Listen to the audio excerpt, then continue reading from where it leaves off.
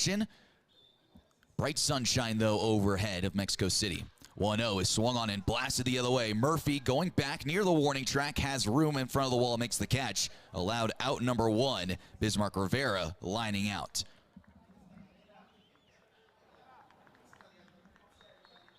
Well, here's Jake Dykoff, a postseason all-star in the American Association for the Fargo-Moorhead Redhawks.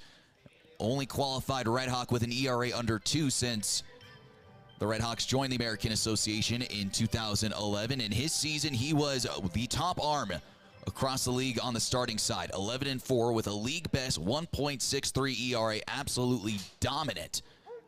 27 games, only 10 of those were starts. He started the season off as a reliever and then came in the middle of the season as a starter. Things just took off from there. 93 and 2/3 innings of work, 81 strikeouts, just 12 walks, and 4 home runs allowed. And stepping in is Brandon Layton. He takes for ball 1. Layton's had a pretty good start to the tournament so far. 10 for his last 15, a .667 batting average, along with 3 doubles, a home run, and 5 runs batted in. Dykoff, 1 game under his belt here in BCL play. That was against the Diablos on our opener on Tuesday.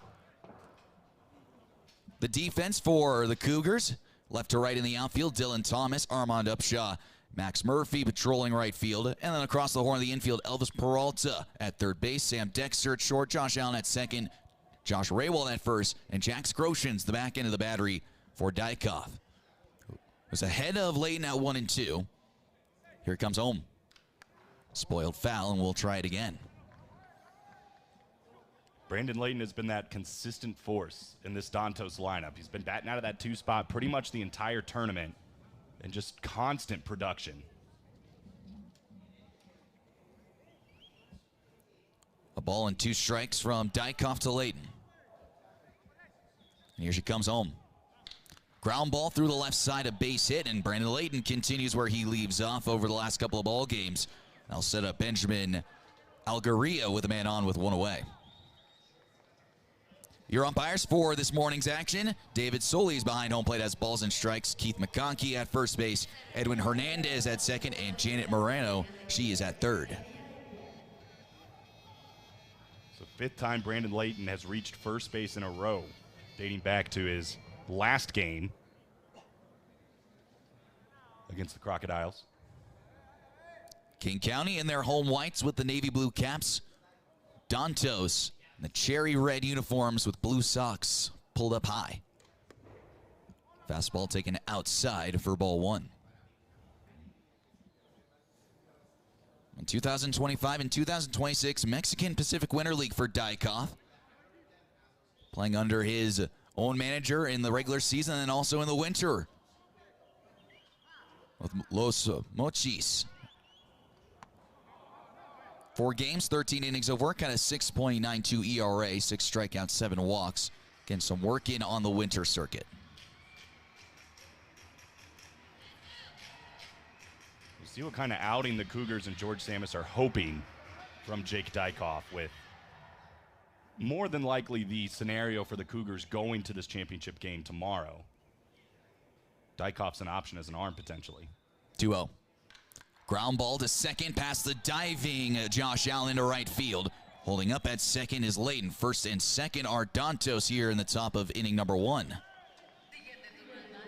And as you might expect, this has been the strong point for this Dantos lineup, right directly in the middle. Alegria holding down that 3 spot. It was a great shot just past the glove of Josh Allen, and early trouble now for Dykoff. I'll set up Emmanuel Trujillo. 7 runs batted in so far on the tournament, 5 for his last 14. Dykoff in a little bit of trouble early on, has runners at first and second, just still 1 away. No score as we begin action here on Saturday morning. First pitch lays in a strike. So for Kane County, it's been not so much smooth sailing, but they've definitely found their groove early on. A bit of a battle against Diablos. Another bit of a battle against the Brothers where they were trailing early and then just steamrolled back. And then against the Crocodiles yesterday, the second ever shutout in Baseball Champions League history. High fly ball to right field. Murphy steps in, has to go back a few steps. Tagging from second, Layton. He'll take off. The throw goes into Josh Allen. Up to third will go Layton. 2 away runners at the corners. It just feels like they really haven't had to face a ton of adversity. I mean, the brothers did score 5 runs in the top of the first against them, but they answered quickly with a 10-run bottom of the first and just ran away with the game after that. And then yesterday it was the big inning. A 7-spot in the top half of the 4th inning, and it was on cruise control from then on out. But because of the Cougars being the lone team at 3-0, their path to Sunday is the easiest out of all the teams here in BCL play. First pitch, a called strike on William Rayo. For Dantos, it's a little bit more complicated. It starts with a win here, but it also has to be a big win. It cannot be just a couple of runs scratched across. They've got to really run up the scoreboard. And then got to get some help on the nightcap game. The 0-1, a swing and a miss. Good fan on the outside from Dykoff, and now he's quickly got Rayo at 0-2. Yeah, and on the flip side, it's pretty much decided. If the Cougars can win this game here, the first tiebreaker, the head-to-head, would be Dantos Diablos. If Diablos lose tonight, both would be at 2-2. Diablos would advance.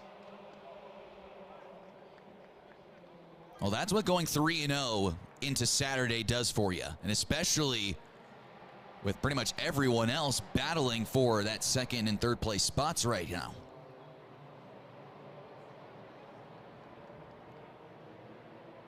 We showed the standings earlier, but currently there are 2 teams tied at 2-1. Diablos, because of the head-to-head, technically slide in ahead of Dantos. But there is a possibility that we see a couple of 2-2 teams, and then that's when the math starts to become a factor. Yeah. It could get messy quick. I mean, if the Crocodiles pull off the upset tonight and Dantos win here, I mean, now we're talking about, where I say lose here, 3 2-2 teams. The 2-2. Swung on and fouled off third base side. But that's the luxury for Kane County right here, is you quite literally control your own destiny, and the offense has played so well here in the early goings. And, of course, the pitching side yesterday was absolutely fantastic, starting things off with Brendan Comar, Denny Lorando, and then Derek Cherry, all firing shutout frames. 2-2, breaking for second, Algria. Pitch is swung on and missed. Peralta's been a key piece at the top, as you were mentioning at the top of the show here, Trevor. And so valuable, too, that he can play so many different infield positions. 2-1 fouled back. Started his Baseball Champions League in Game 2 against the brothers. He was leading off and playing shortstop, giving Sam Dexter a day off. Yesterday, he was at second base, giving Josh Allen a day off, and now he's at third base, giving Claudio Final a day off. So, plugging someone with not just insane athletic ability plus speed, but can also swing the bat as good as anyone else in this lineup card. 5 for his last 9, including a double and a run batted in. He is 2-2. Swung on and fouled off. Third base side out of play.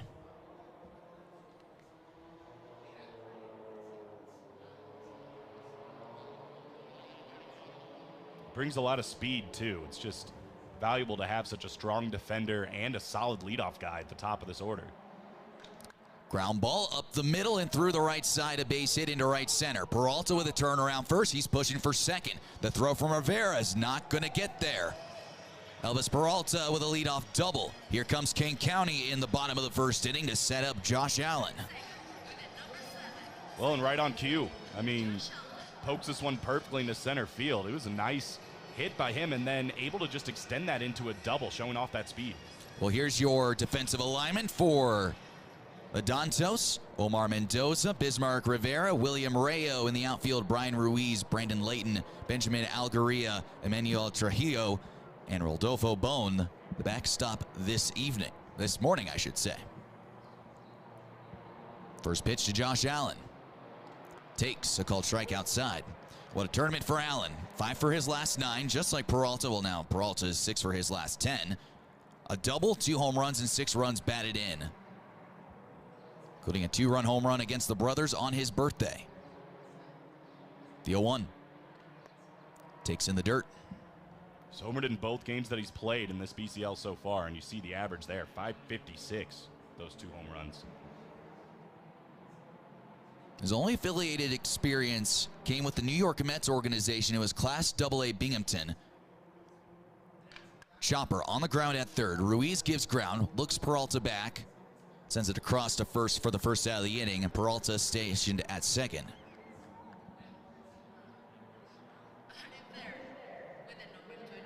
And here comes Dylan Thomas, and it's been an interesting tournament for Thomas. Someone who is an RBI machine when it comes to his time with the Fargo-Moorhead Redhawks. It's not been the case here. He has been a factor, though. 4 for his last 11, a couple of doubles, just 1 run batted in, but it's the run scored. Thomas has crossed home plate 6 times so far in BCL play.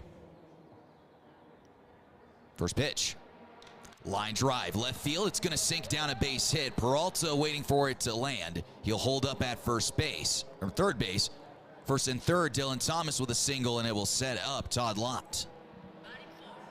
It's more of the same of what we've seen from Dylan Thomas in this tournament, consistently getting himself aboard, whether it be by walks or by hits like this. Good call, I would say, too. Crisco's not letting Elvis Peralta go home, especially with all this power due up for the Cougars. Todd Lott, a big thumper in this lineup. He homered against the Crocodiles.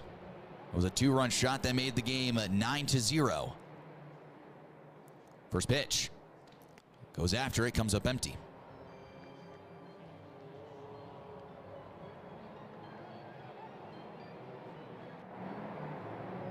Two of his 3 hits have gone over the left field wall. Snap throw to first base. Thomas back in, diving safely.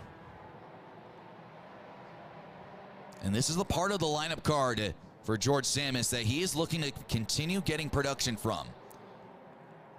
His 3, 4, and 5 bats have almost exclusively hit with runners on base the entire tournament so far. 0-1, chopped to third. Ruiz to second, Algria for 1. Back to first in time. 5-4-3.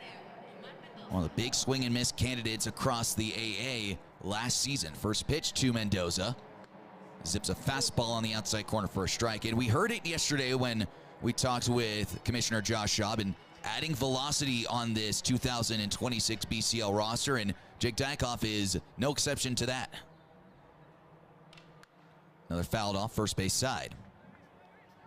Not as a bit of a struggle, like you said, on his first go-around, and that's just been consistent, too, though, with starting pitching from the Cougars outside of Komar, who kind of set the tone. And maybe that's a message to the rest of this rotation and the bullpen. The 0-2. Swing and a foul, staying alive Mendoza. And it's not just the fastball that makes Dykoff so effective. He's got the breaking pitches. He's got the off speed. And when everything is working for him, he is one of the more untouchable hitters, pitchers, I should say. He can mix up east to west, north to south, and everything goes when he's on. 0-2 runs the fastball upstairs.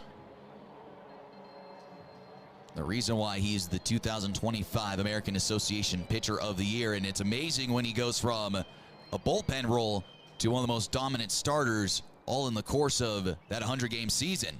Chopper back up the middle and into center, a base hit. Mendoza leading off the inning with a single. The leadoff man on base for Filio Castro.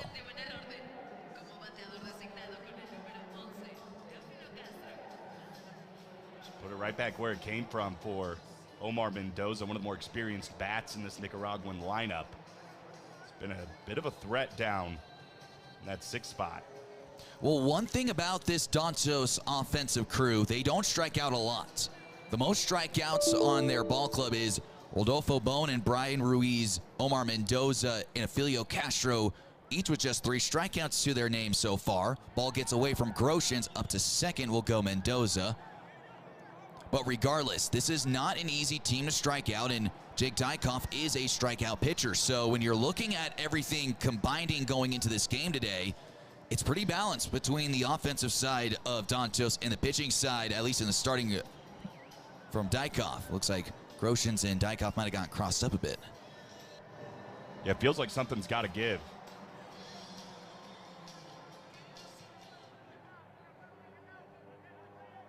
The 1-0. Bounces in the dirt.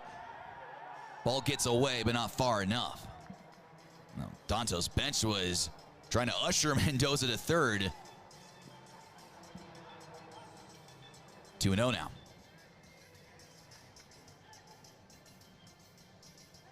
Slight breeze out towards right field. Flags above the center field batter's eye.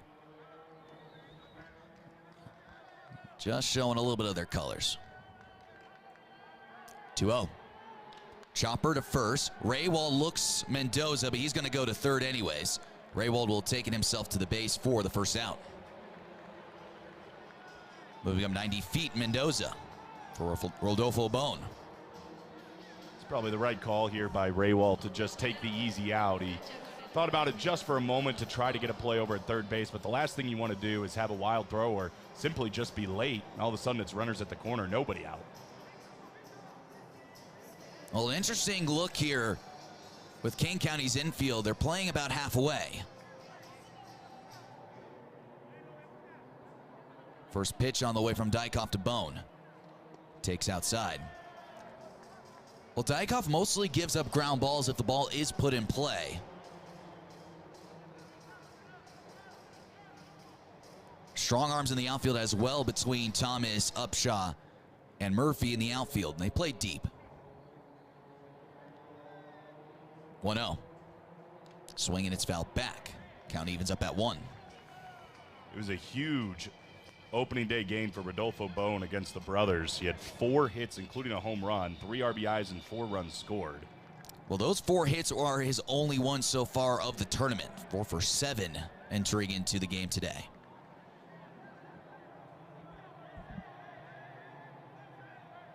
One.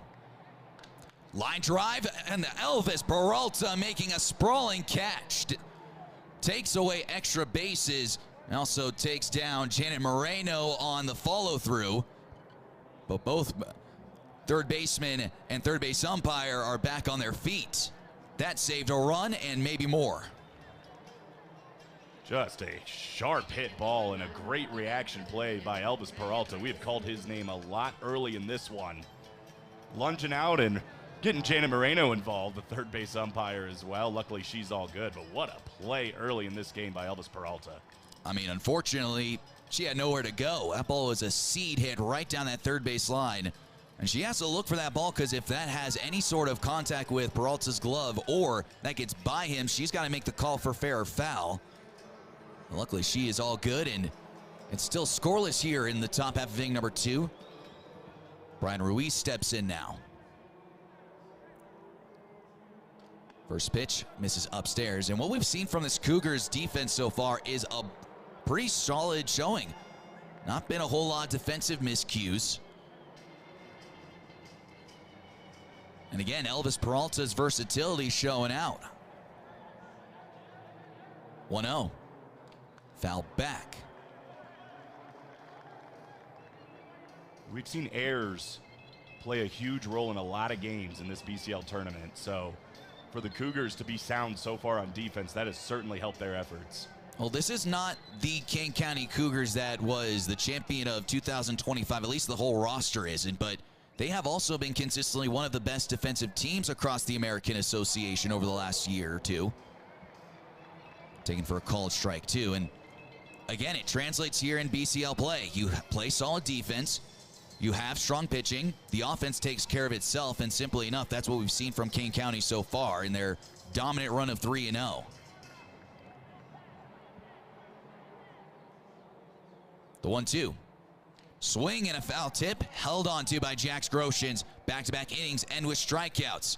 This has not really been on display yet so far here in the round-robin play.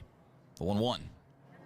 Line drive down the third base line, a fair ball through the shifted infield. Raywald will push for second. Up with the ball, Mendoza. Long throw in. Raywald's going to slide in safely. A leadoff double to begin the bottom of the second, just like the Cougars did in the bottom of the first. Well, the Dantos had Raywald shifted heavy to the right side. The lone man on the left side was Ruiz, and that was a hard-hit ground ball down that third base side. No chance, and good hustle by Raywald to get himself to second. See if the Cougars can take advantage of a runner in scoring position with nobody out. So here's Max Murphy, batting an even .500 so far through the tournament, including a double and 2 home runs. First pitch, he goes after it and fouls it back. 6 runs batted in for Murphy, tied with Josh Allen for the team lead in the tournament. And it has been Murphy in this spot that has really done some damage. Again, playing off as that quote-unquote second leadoff for the back half of the lineup card. But he has not been a leadoff type of bat, including those home runs. He has been someone who has spark-plugged this lineup card, and he has gotten his fair share of singles, of course, but when he has put a thump on the baseball, he has done damage at almost every turn. Raywald with the leadoff double aboard at second, still looking for the game's first run. 1-1. Up and inside for ball 2.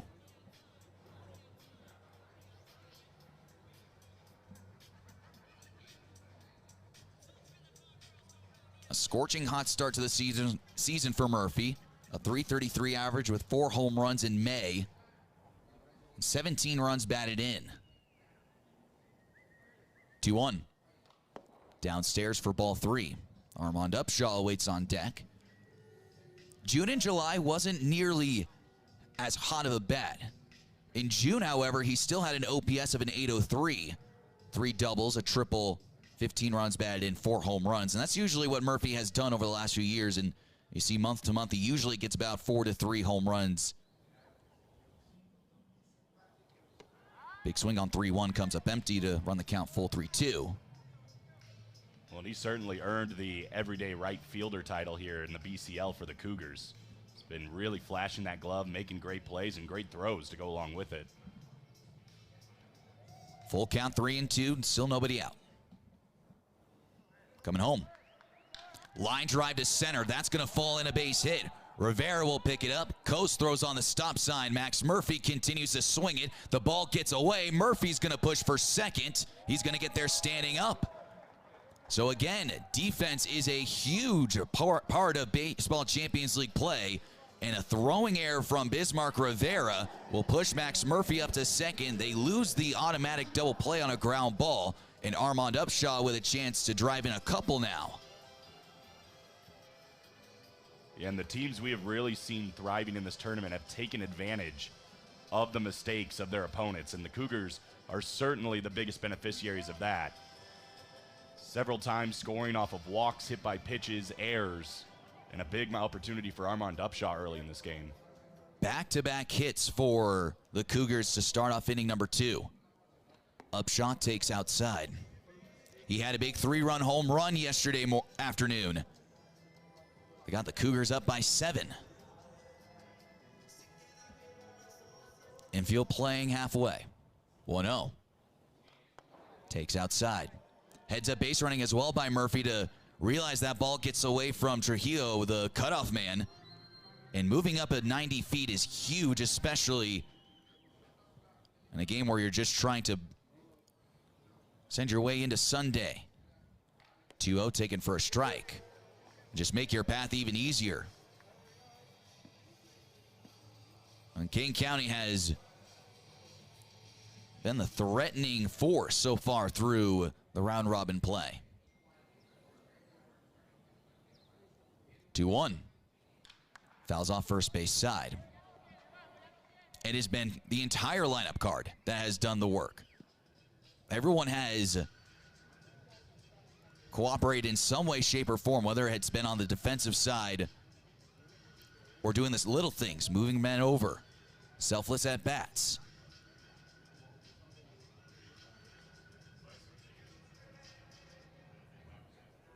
2-2. Taken inside for ball 3. Good patient approach here by Armand Upshaw.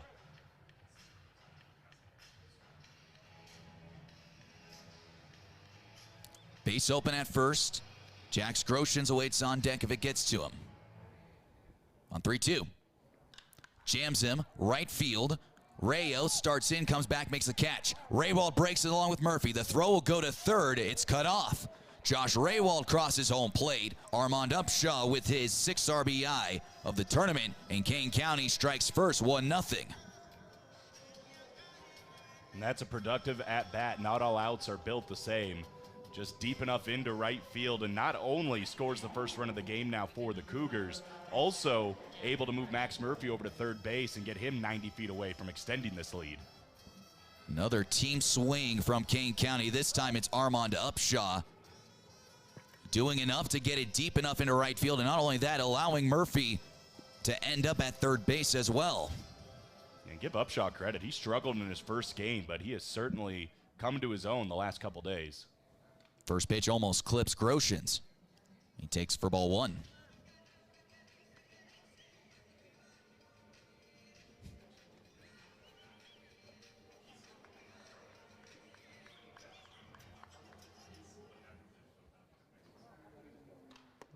Groshans takes a strike on the inside corner at 90.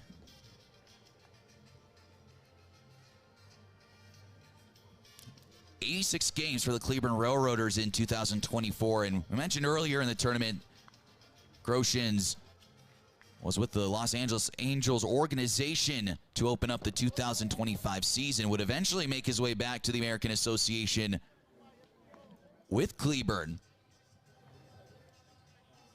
18 games with the Railroaders.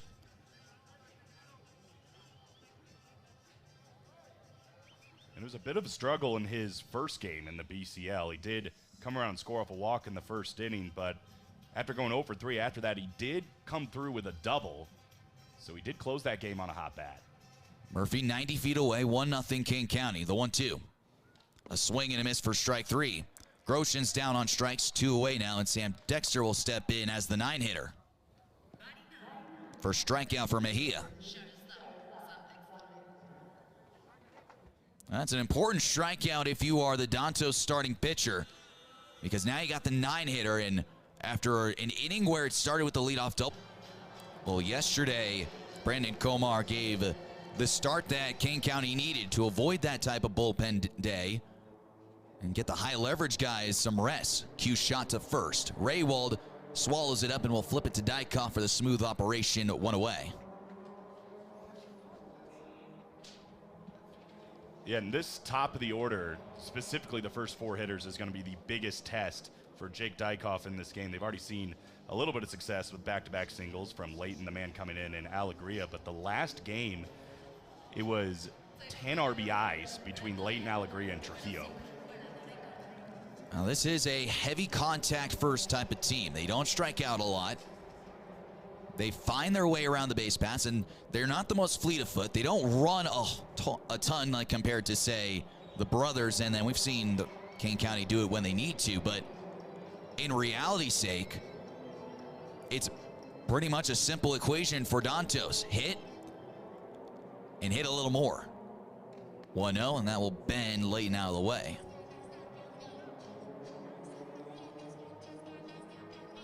But it hasn't really been a whole lot of home runs, though. They've had their fair share of blasts out, but otherwise, it's been just a lot of manufacturing. Doubles, singles, and then the occasional ball that runs out of the ballpark.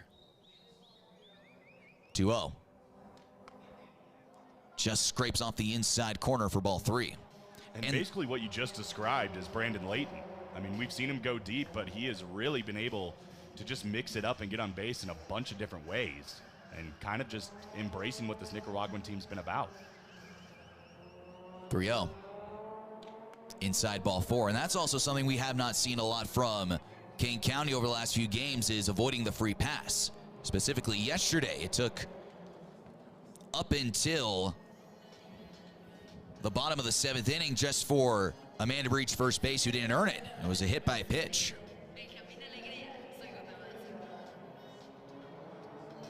Yeah, they didn't have a single walk in that game. It was a couple of hit by pitches from Lorando. First pitch to Algaria. Good bounce back from Dykhoff, spins a strike.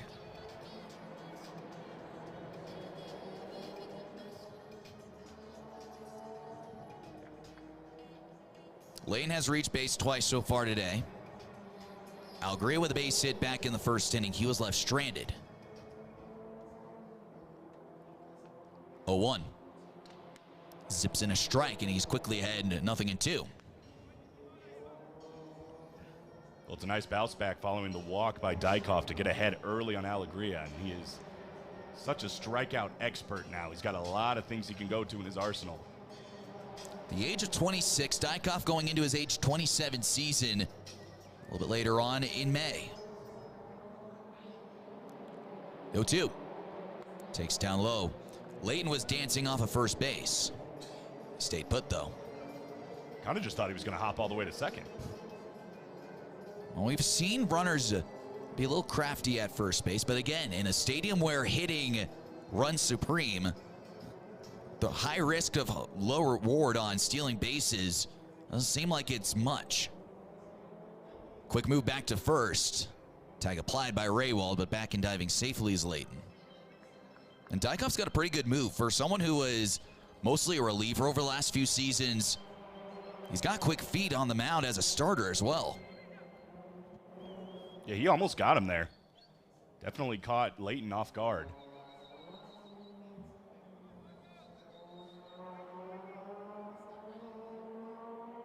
The 1-2.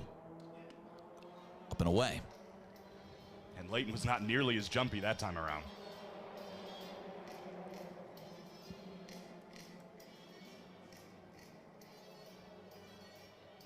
The infield for Kane County shifted slightly to the pull side. Wide open right side of the infield with Allen pinching the middle and Raywald holding Layton on. He's leaning towards second. He takes off the pitch. Swung on and fouled off. So Layton finally broke, but the foul ball by Algria. We try this again at 2-2. And Grosh's, we've seen him have a strong throwing arm behind home plate. And again, Dykhoff is relatively quick to home as well, so it's going to be a tight throw. The whole system works out. We'll repeat again on 2-2. A move to first, tagged by Raywald, but it's not there. And it was close. Again, Layton was leaning. It's a really good pickoff move for a righty. And I mean, Raywald, I think, just kind of missed on the swipe because the throw actually did beat it there. You know, it's just that little extra reach at the end from Raywald was just not enough. But again, Layton is dancing with fire.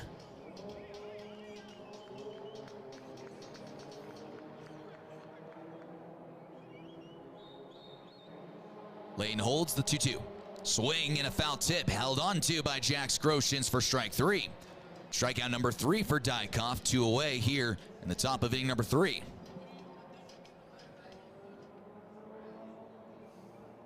Gets him off balance on a pitch that just stays on that outside edge. I think Allegria may be thinking it would come back to the center. It never did, and a big out number 2. So here's Emmanuel Trujillo. Flew out to right his last time, up 0-1.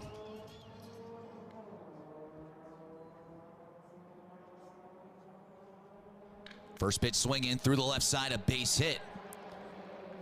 Layton moves up 90 feet to second. A 2-out single. Runners at first and second, and for the second time in the ball game, Dantos have multiple men on base. I'll bring up William Rayo with 2 away. And he struck out his first time, but this is a dangerous bat. One of the more consistent hitters in this Dantos lineup, right in the middle of the order. He had 3 hits yesterday, including a home run in the 7th inning in his final at-bat.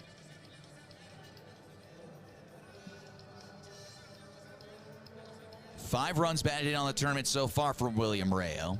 6 for 17. 6 for 15, I beg your pardon. First pitch. He takes a strike.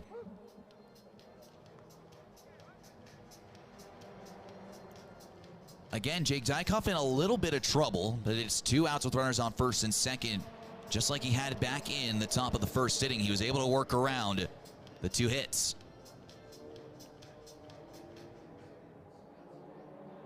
The 0-1. Swinging a line drive, base hit back up the middle. Rounding third, heading home Layton. He's going to score. The throw goes into Raywald. Gets on by Raywald. Up to second goes Rayo. Tied at 1 here at the top of inning number 3. Runners now at second and third with still 2 away. Well, William Rayo once again coming up big in this tournament. Base hit that goes right back up the middle. Upshaw thinks he has a chance of getting Layton at the plate. Maybe should have went to third instead to try to cut down these runners. But Rayo takes advantage and gets to second base. And a little bit of danger here with 2 outs. And gets Kane County's bullpen moving around beyond the right field wall. So here's Omar Mendoza. The first pitch. It's taken up and away for ball 1. There will be no error given to Armand Upshaw because of that throw in. Allowing Rayo to get to second base. They're just saying that that throw essentially went all the way into home plate. 1-0. Takes up and inside. It's a little different after the half inning prior where we saw the throwing error by Rivera, which was clearly going into the cutoff man, which ended up getting by the cutoff man.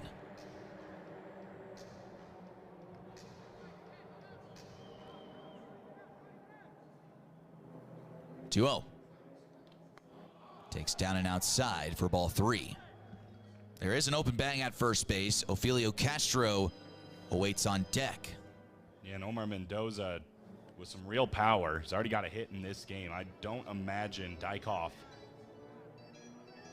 is going to try to put anything over the middle of the plate and try to attempt to come back in this at-bat. He misses wide for ball 4. Bases loaded. Ofelio Castro and his struggles so far in this tournament. 2 for 11. We'll see a mound visit. That'll bring the rest of the infield in for Kane County. And it's been a bit of a taxing inning so far for Jake Dykhoff, which started out strong. Got a ground out to Rivera. The walk then to Layton. Bounced back with a strikeout on Algria. But then the back-to-back consecutive hits, including the RBI single from William Rayo and the walk to Mendoza.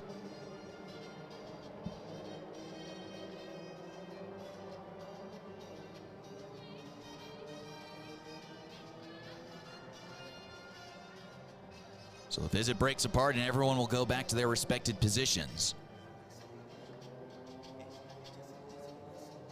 Bases packed, 2 outs, 1-1 game here in our early morning affair. Charlie Hasty starting to move around in the Kane County bullpen. It's a big moment early in this game.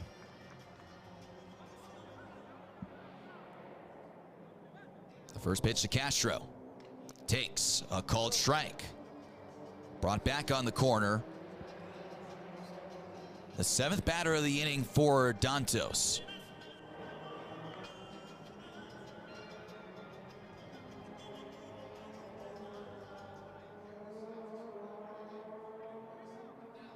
The 0-1.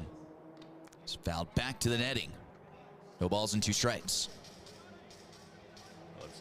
Great job by Dykhoff, who's had a little bit of struggle with control in this inning, a couple of walks to just get ahead of Castro early. Not have to worry about just throwing one right down the middle for him to try to pipe. No balls, 2 strikes, 2 outs. Bases loaded, tied game at 1.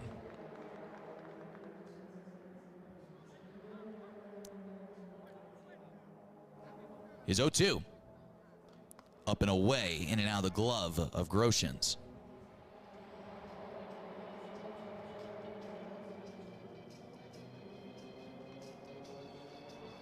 Now this is certainly a turning point here in the early going. Dantos looking to strike, the Cougars looking to minimize. It's going to be big momentum one way or another. Might see a little bit of emotion from either side, whoever ends up on top of this battle.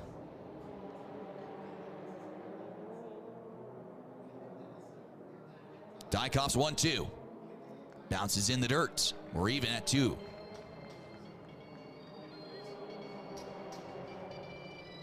And Ophelio Castro, I mean, he's not a guy that's going to go down easy. He's the most veteran player on this Nicaraguan team. Over the age of 40, has a ton of pro baseball experience. And Dykoff going into his age 27.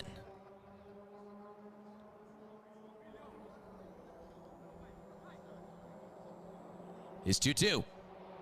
Runs outside for ball 3, and now we'll have a payoff, and everyone gets a head start. An imperative 3 balls and 2 strikes. A wave of the cap, Charlie Hasty is ready to go from the bullpen. Dykoff looking to hold the water here in the top half of inning number 3. We're tied at 1.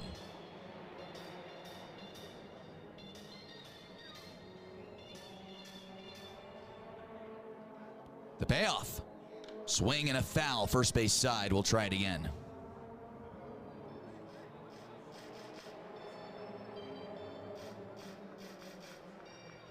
Next pitch will be 59 for Dykoff. He's had to work so far, first 3 innings. It's been a bit of a grind, but it's been that way for pretty much any pitcher you want to insert name here. Trying to work through the pressure of the full count, the bases loaded. 3-2 again. Outside, ball 4. Dantos will take a 2-1 lead. The RBI walk by Ophelio Castro, his first run batted in on the tournament. And the bases still remain loaded with 2 outs. He earned that one too. I mean, he was down 0-2 in this one. We know Dykoff has the stuff to get that swing and a miss, but the experience from Castro, just being patient, fouling off the ones that went in the zone, and eventually it all paid off. And now Dantos takes the lead here in the 3rd. Overcooked that fastball. Groshans goes out to reset his right-hander. Samus is on the top step of the dugout. He drops down a step. He's going to stick with Jake Dykoff. If you're George Samus, I think you got to show faith in Dykoff. Let him know that even though he's had these 3 walks in the inning, that he is the guy that needs to be on the mound in this situation. Now we'll face Rodolfo Bone. He lined out to 3rd his last time up. The first pitch. Swing and he fouls it back. It was Elvis Peralta who made a diving stop down the 3rd base line, and he kept a run from coming across to open up the 2nd inning. But as Dykoff has done multiple batters so far in this inning, he has started out 0-1. It just has not been able to put the inning to bed. The 0-1. Fastball straightens up. Bone, and he dances out of the way. It's been a little bit shaky command from Jake Dykoff so far here, especially in this 3rd inning. But it's been taxing. 61 pitches so far. This will be number 62. The 1-1. Swing and a miss. Fires the breaking ball in the dirt. And now is ahead in the driver's seat. 1 ball and 2 strikes. Dykoff gets back ahead. He lost Castro last time around.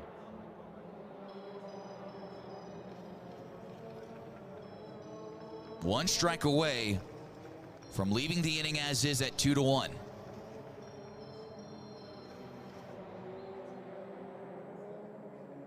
The 1-2. Fastball overcooks it upstairs. It's just been a struggle for the challenge pitches when he gets up with 2 strikes in the count. Instead of just missing just off the place to get that swing and the miss, it's just been too far outside, too far low. In that case, too far high. Pitch number 64 for Dykoff. The 2-2. Swing and he pops it foul, headed back towards us.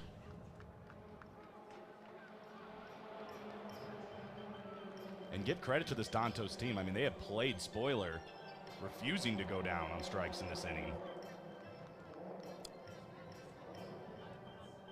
It has been one battle after another so far for Jake Dykoff here in this third inning. Again, just a strike away from holding it at a 2-1 lead.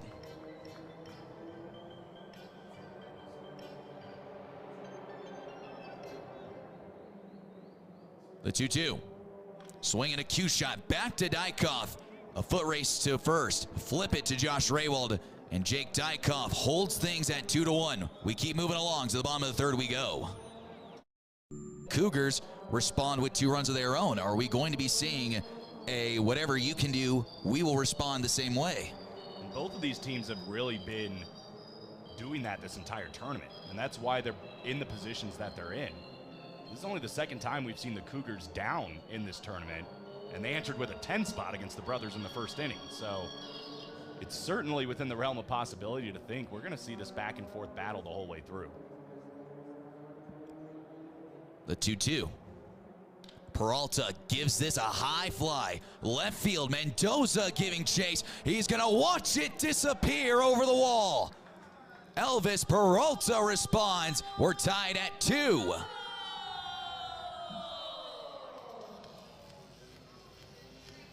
Well, there's a quick answer to your question, Trevor. Elvis Peralta's great BCL continues. 411 on the distance, 99.3 off the bat. And just enough to dip that one over the wall and get this game back to square. Showing off a little of the oppo power, fighting against the wind.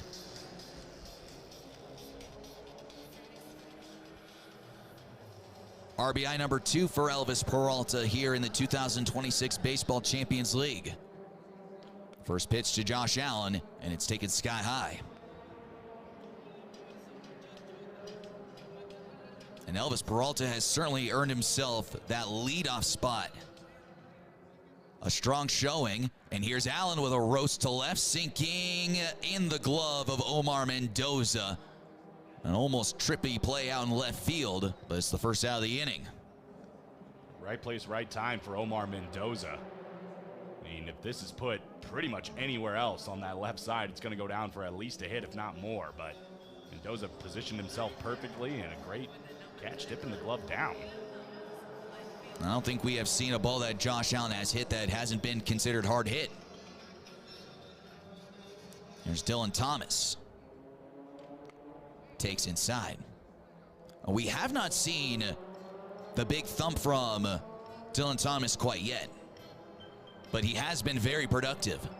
5 for 12 so far with a couple of doubles, and like I said, 6 runs scored. He has been the table setter in this tournament. Yeah, Johnny on the spot in a lot of different ways. I mean, despite not having a long fly, he has swung a really nice bat and very patient approach at the plate. 1-1, pops it up. Third base side, foul territory, Ruiz. Dancing with the wind, makes the catch for the second out. 2 away to bring up Todd Lott. So even if you don't score 2 runs to match, you're still at least keeping pace, which you have an answer for when you go into each of the bottom of the innings. And again, that's just the no panic from this Kane County side. And starting off with a leadoff home run to begin the inning will certainly just give that momentum back into your dugout. And when you look out to the bullpen, Charlie Hasty was warming up. That should give him some confidence knowing that at least for the meantime, he'll be going in for a tie game.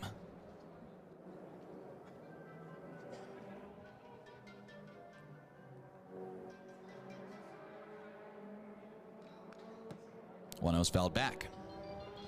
Charlie Hasty was huge for the Cougars and kind of limiting that damage against the Brothers after Tim Pinelli and Veen gave up those 5 runs. He was the one that kind of steadied the ship, striking out a couple in an inning and 2/3.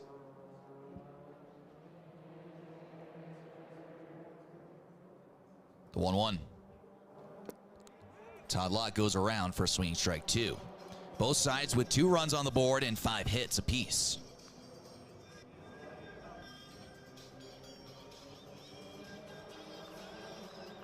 Lott bounced into an inning-ending 5-4-3 double play back in the first.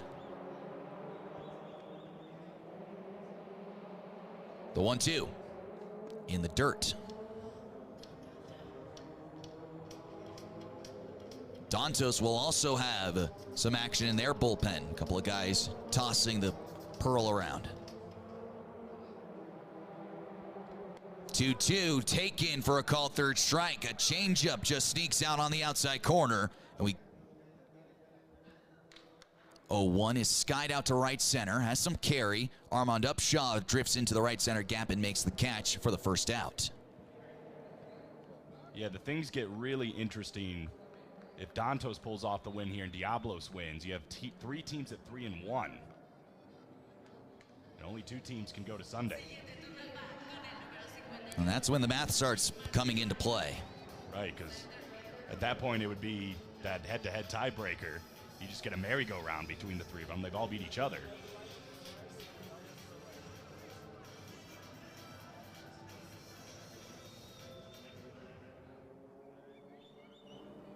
So the top of the order, Bismarck Rivera. First pitch is taken for a strike.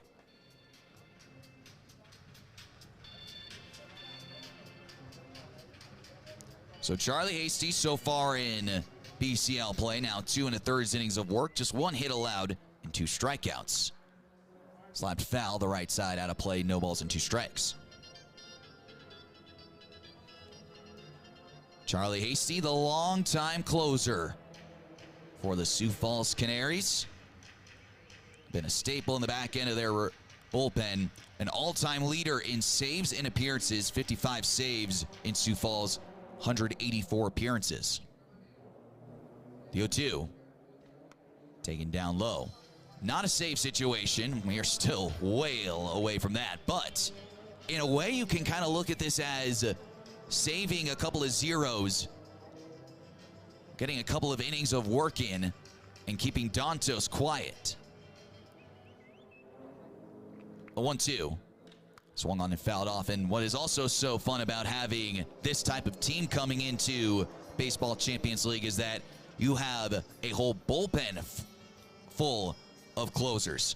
Guys who are used to coming into the hardest situations and the tightest parts of the ball games, keeping their cool and keeping things locked up. The 1-2. Another foul ball. Makes for an interesting dynamic in situations like this, where Charlie Hasty's used to coming in that 8th, 9th inning in Sioux Falls and shutting the door, but now just tasked with getting through and eating up a couple of innings to keep the score right where it is. 1-2. Swinging a ground ball back up the middle of the base hit. Bismarck Rivera checks in with his first hit of the afternoon. A 1-out single brings up Brandon Layton. And now comes the real test for Charlie Hasty. This is where Dantos has been scoring and producing most of their runs. Starting with Brandon Layton, who's 1 for 1 today. He's reached both times. He's actually reached 7 in a row, going back to last game. Jake Dykoff's game comes to an end after 3 innings. Gives up 5 hits, 2 runs. They were earned, 3 walks and 3 strikeouts. Big rip from Layton on the first pitch. He comes up empty. Check that, it's 6 in a row, looking for 7 here. Well, Charlie Hasty bounced around a little bit in 2025. Went down to the LMB circuit between Puebla and Chihuahua, then made his way back to the American Association with Sioux Falls. 27 2/3 innings of work, 13 saves, 11 strikeouts, 10 walks. 3.32 ERA. Give me a 2.5 ERA. 0-1 fouled back. Nothing in 2, ahead quickly on Layton. It's one of those guys that's kind of rare in this Cougars lineup and bullpen that has had some work since the end of the American Association season.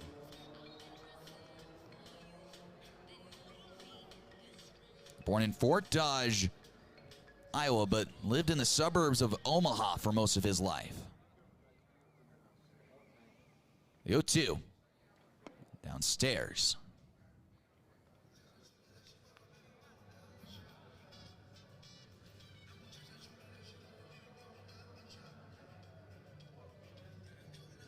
He recently celebrated his 29th birthday. I was back on March the 22nd. Just a couple of days before the tournament started here in BCL play. 1-2, bounce on the open right side and through the infield, a base hit. Pushing for third is Rivera. Murphy has no play. He'll go to second. First and third goes Bismarck Rivera, and Dantos once again have runners at the corners with one away. How do you set this guy down? It seems like every single team the Dantos have played, nobody has had an answer for Brandon Layton. 7 in a row now that he has reached. He's put another runner in scoring position with Bismarck Rivera, and he is just the ultimate table setter to get the big bats in this Dantos order an opportunity to get something done with runners in scoring position. Still tied at 2-2. One away here in the top half of inning number 4.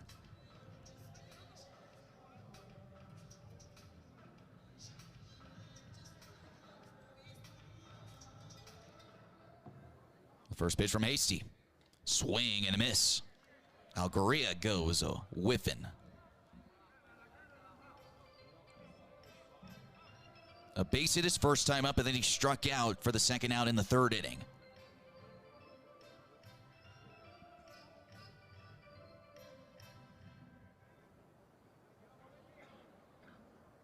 The 0-1. Swing and a foul back. Hasty ahead at 0-2.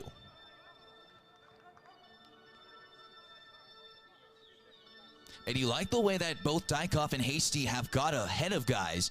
Just Dykhoff couldn't find the put-out pitch in that third inning.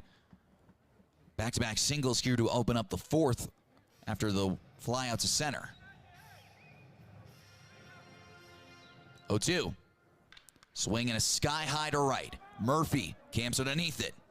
Rivera, he'll tag. A long throw to the plate from Murphy. It's going to go through, but sliding in safely is Rivera. And once again, Dantos strikes, and they take a 3-2 lead after the Algaria sacrifice fly. It's his third RBI of BCL play. Well, if anybody could make this play, it's Max Murphy. I mean, this one kind of shallowed in. It was still pretty deep, but Murphy's arm is so good that he actually does get it here where it would have been a bank-playing play. It was just a little bit off target. And Benjamin Algaria comes in for his team, and once again, Dantos winning this teeter-totter battle in the top of the fourth. He scored 2 runs in the top of the third and a run here in the top of the fourth. Kane County has scored a run in the second and a run in the third. First pitch swinging, clubbed. Left field, Thomas showing his numbers. This ball's going to go. Emmanuel Trujillo, he shows up for his first blast of the tournament. 2 more runs on the board for Dantos. They lead now 5-2.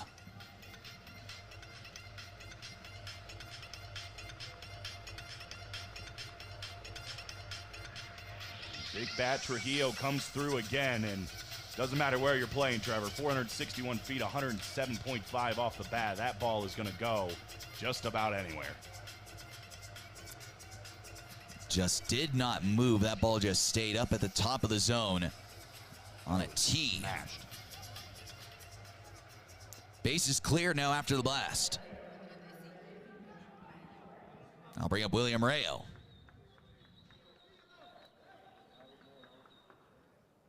Swings at the first pitch, fouls it off.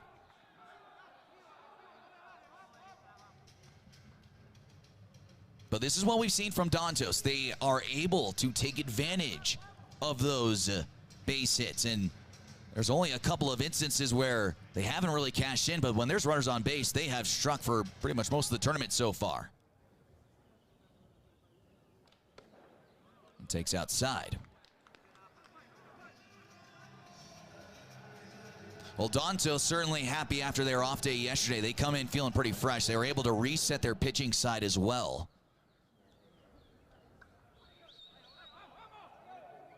1-1. Another foul ball, and we try this again. Well, and you can't panic yet if you're on that Cougar side. You're only chasing 3 runs. It's so early in the game. We've seen too many crooked numbers. And that rings true on the Dantos side as well. You can't be feeling too confident and start making mental mistakes. 1-2. Swinging a line drive. It's going to drop in left field, a base hit. Thomas to cut it off. Pushing for second, Rayo. The throw is going to be off target, and diving in safely is Rayo for a double. It's second of the tournament his second hit of the day. And Dantos is not done yet here in the fourth inning. Well, we mentioned it, between Alegría, Trujillo, and Rayo, that is 7 RBIs and 6 hits. That was last game. This game already 5 hits, 4 RBIs. That middle part of this Dantos lineup is absolutely deadly. And Kane County pitchers just have not been able to find the recipe for this middle of the order. Specifically from Layton down to Rayo. That brings up Omar Mendoza, a base hit and a walk, 1 for 1 with 2 plate appearances. And William Rayo needs the training staff.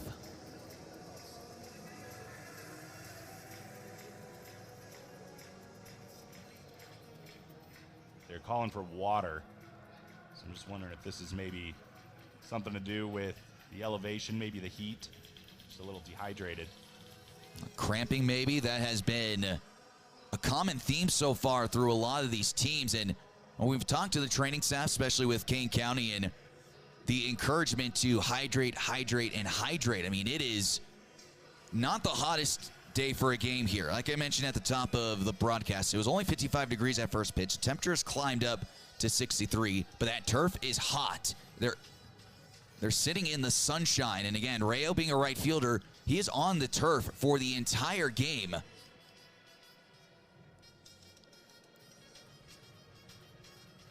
Yeah, it doesn't look like there's anything as far as an injury that we see there. I think this is much more. Could have gotten the wind knocked out of him as well, yeah. And Rayo maybe just being a little overheated. I mean, it is. We don't feel it up here in the booth. We've got the wind coming in from the ballpark swirling around. We also have the luxury of the air conditioning as well. But again, it's such a different atmosphere down on the field, going from the shade to the sunshine. Again, this roof that is over our heads does such a fantastic job of keeping the folks that are in attendance or the staff cool. But if you're down on the field, it is almost an extra 30 degrees warmer just because of 1-0. There's a strike on the inside corner to even things up at 1. Well, I know the Brothers had that 5-run lead in the first inning against the Cougars, but it really feels like this is the most tested we've seen Kane County in this tournament. 1-1 through the left side, a base hit. Josh Raywald going the other way in back-to-back at-bats. A double and a single to set a Max Murphy.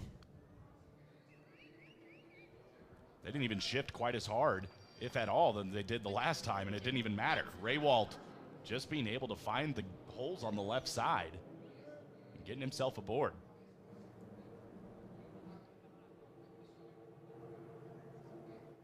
It's been a leadoff hit of some sort in every single inning for the Cougars. First pitch to Max Murphy, fouls it off third base side. Well, he's added to his franchise best mark in home runs last year, finishing the season with 102 runs batted in. And he appears to be primed to become the Winnipeg Goldeyes, that is, all-time RBI leader in 2026. He just sits 6 RBIs behind the legendary Reggie Abercrombie, who had 393 runs batted in over the time of his Goldeyes tenure. But Murphy has been delivering quite a bit in the Baseball Champions League. Average up to 533, 8 for 15. Base hit his last time up. A middle of the order that has just been a thorn in almost everyone's side. Looking to continue that here in the middle innings. 1-1. Big rip from Max, comes up empty now, 1-2.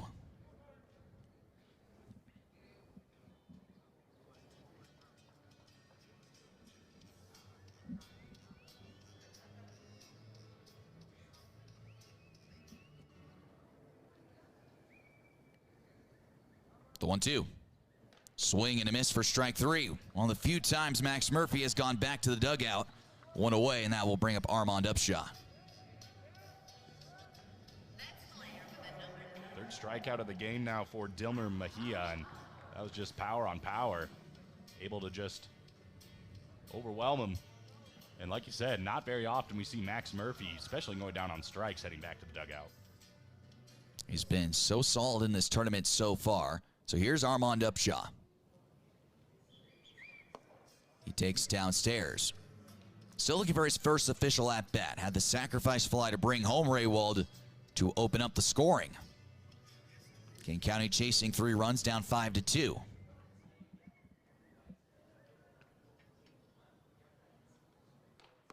One-0 misses up and away.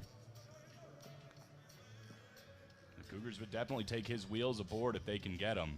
The franchise leader in single-season steals for the Cougars set last year.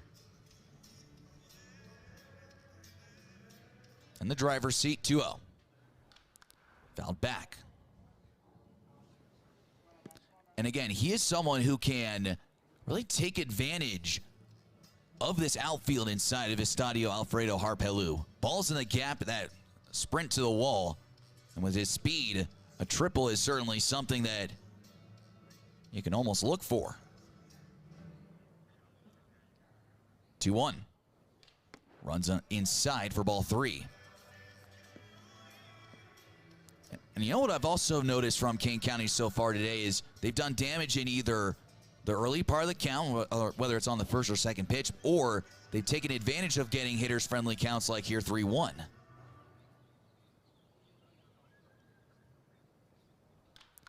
It's fouled off and we go full 3-2. Consistent left-handed arm in that 2025 season. A fastball, a cutter, a splitter, and a slider. And he's got that funky left-handed look to him. He's got the start on the third base side of the rubber. He's closed off as well. And it looks like he's stepping almost towards the dugout when he delivers and then comes all the way across his body. So he has a ton of deception. Makes any left-handed at-bat pretty uncomfortable.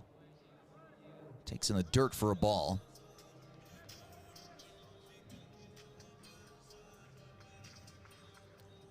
Be turning at the age of 25 a little bit later on in April.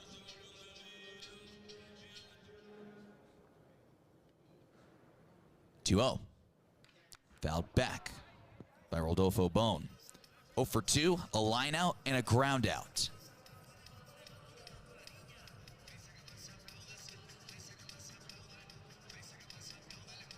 A Southern California kid not too far away from the Honda Center, where the Anaheim Ducks play. Line drive to second, handled by Josh Allen for the second out.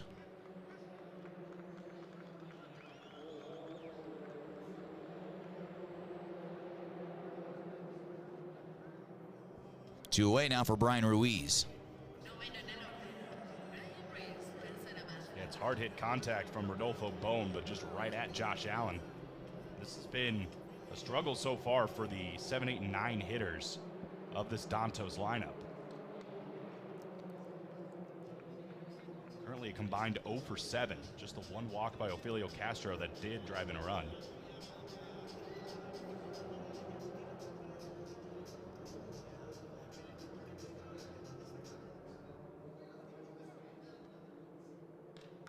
One 0 fouled off.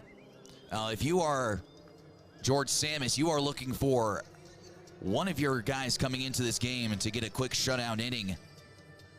You're out. Your defense was out on the field a long time in both the third and fourth innings.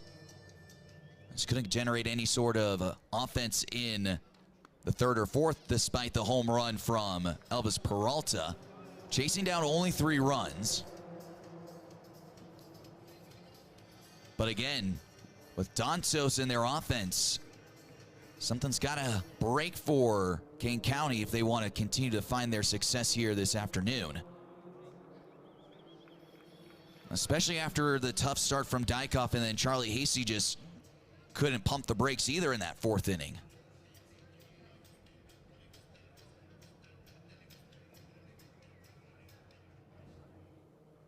A 3-1. Fouled back now, full 3-2. And how big would it be for a 1-2-3 top of the 5th here? Massive. I mean, not just for momentum for your hitters, but so you don't have to see the top part of this order again for Dantos. I mean, those first 6 hitters have really been producing through 4 innings. Beans 3-2. Way out for ball 4. So you will see the top of the order, Bismarck Rivera, will step up to the plate with 2 outs and a man aboard. And now Bean's got to be careful. Bismarck Rivera was the one that got the party started in that 4th inning. Eventually ended with 3 runs coming in for the Dantos and this lead. 1 for 3 so far on the early morning for Rivera.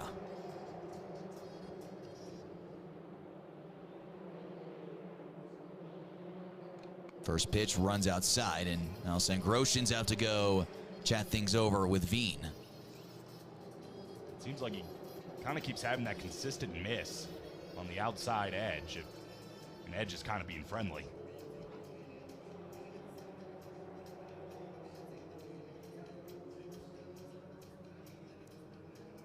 Bullpen for Kane County starts to move around again. No one up and throwing yet, but plyo balls being thrown against the wall. Guys banding up, moving around, and stretching. There's probably at least 3 or 4 guys that are stretching in some capacity. 1-0 line drive, right center field, down a base hit. Murphy to cut it off. First to third will go Ruiz. A multi-hit day for Bismarck Rivera. And the always dangerous Brandon Layton will step in after a 2-for-2 day. And that's exactly what we were talking about, Trevor. Why getting Bryant Ruiz at the bottom was so important, because it has just been contagious at the top. Bismarck Rivera now with back-to-back hits. Brandon Layton has reached base 7 times in a row, dating back to his last game. And this is now a very dangerous situation, even with 2 outs.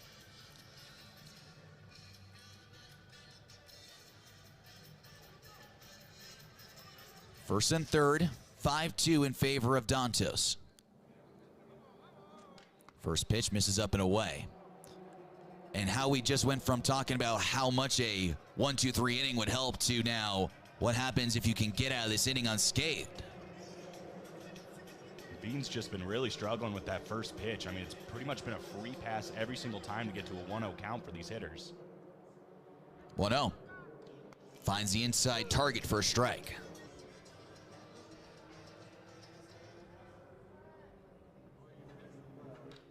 Fouls it off first base side. 1-2. We've been seeing a lot more of that one and done from the Cougars in this game, where previously in their last 3, there's been a ton of just batting around, 7, 8, 9 hitters coming up. We have yet to see that big inning from Kane County. Which has been consistent in this tournament so far, which only means that it could possibly be brewing. Dexter with a floater, center field. It's going to fall in a base hit.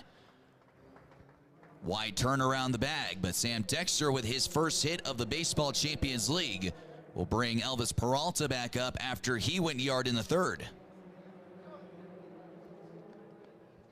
Well, maybe this is something that can start to turn the momentum. As you mentioned, Sam Dexter, he's been a guy that's been playing a lot of the small ball baseball, a lot of bunting, and just helping out his teammates get in better positions to score.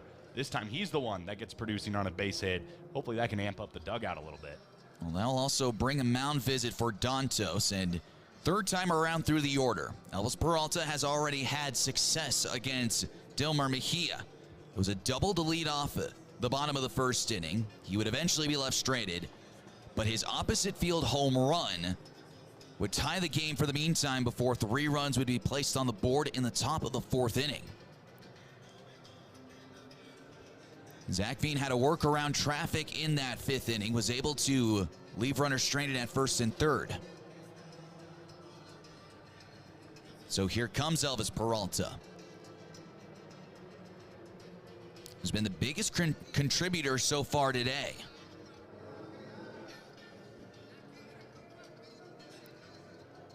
Dexter, a short lead at 1st. First pitch takes a strike. Another southpaw moving around and throwing in the Dantos bullpen.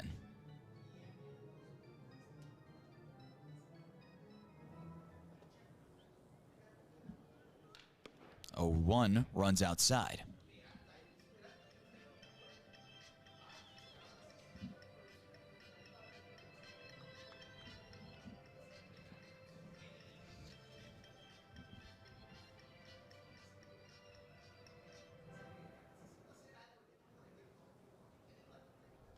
1-1, and it just misses away.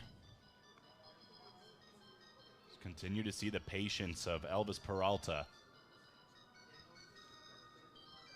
Utility guy, and I think wondering where he was going to fit in this really strong Cougars lineup, and he has certainly made a name for himself. Ahead 2-1, and just misses about a ball off the outside corner for ball 3. Carlos Tellier starting to get loose in the bullpen for Dantos.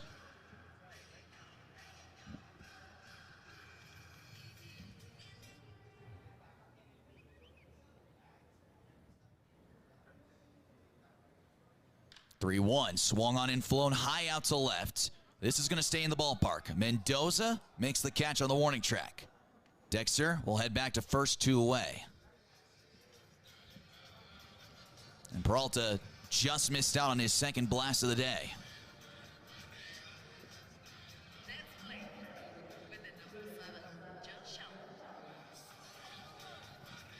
Just got a little underneath it. And so that'll bring up Josh Allen,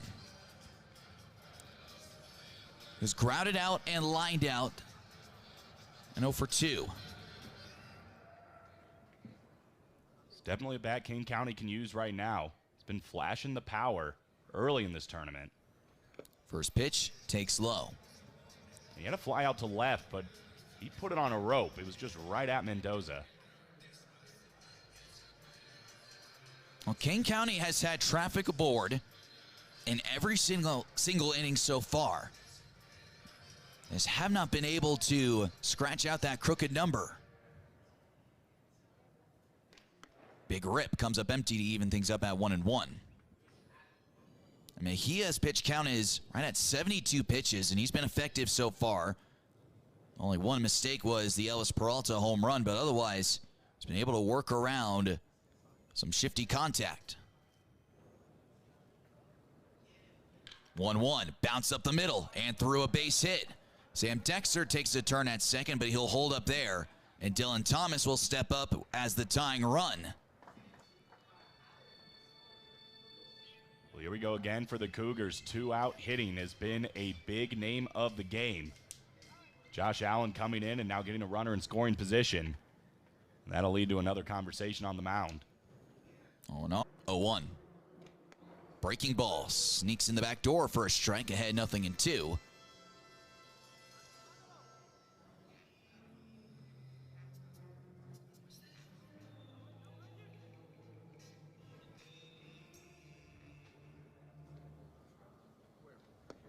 Changeup falls outside. What we've seen so far from Kane County is the offense has been generating. It's just they haven't found that clutch hit, and albeit they've hit the ball relatively hard so far today. We saw Dylan Thomas on the first pitch he see line out. There's a high fly to left. Thomas in retreat has room near the warning track to make the catch. But they just haven't found that hit that gets them a couple of runs on the board. The solo home run by Elvis Peralta, their last bit of offense, but otherwise they've had traffic aboard, just haven't been able to do anything with it. Yeah, and that kind of gets to what we were touching on last inning, where they just haven't had that crooked number and that bat around that we've seen so far in every single game they've played. But they're still very much in it, only chasing 3. Trujillo now will step in. First pitch. Pulled on the ground, foul. This is oddly interesting how many fly balls we've seen out to the outfield, and they have come so close to flying out, just nothing has actually taken flight other than the 2 home runs we've seen. One from Trujillo, who had his no doubt, and then even Elvis Peralta's home run the opposite way did not have much to think about. Logan Nissen starts to loosen up in the Kane County bullpen. This has been a much better approach from Zach Bean since entering the game in the 5th. And he can find a way to sit down Allegri and Trujillo. I mean, that has been the big part of the Dantos order today. 0-2, misses up and away.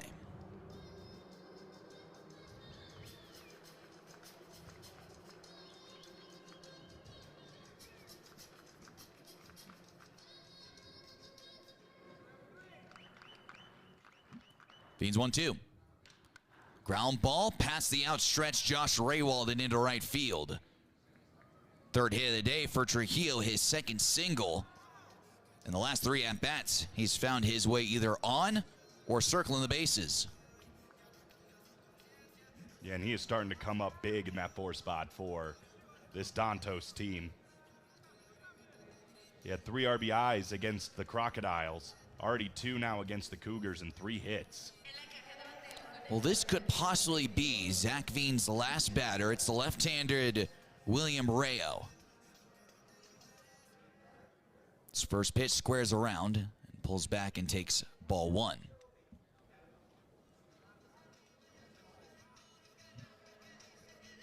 "27 pitches so far for Vina over the last inning and 2/3. 1-0, jams and foul.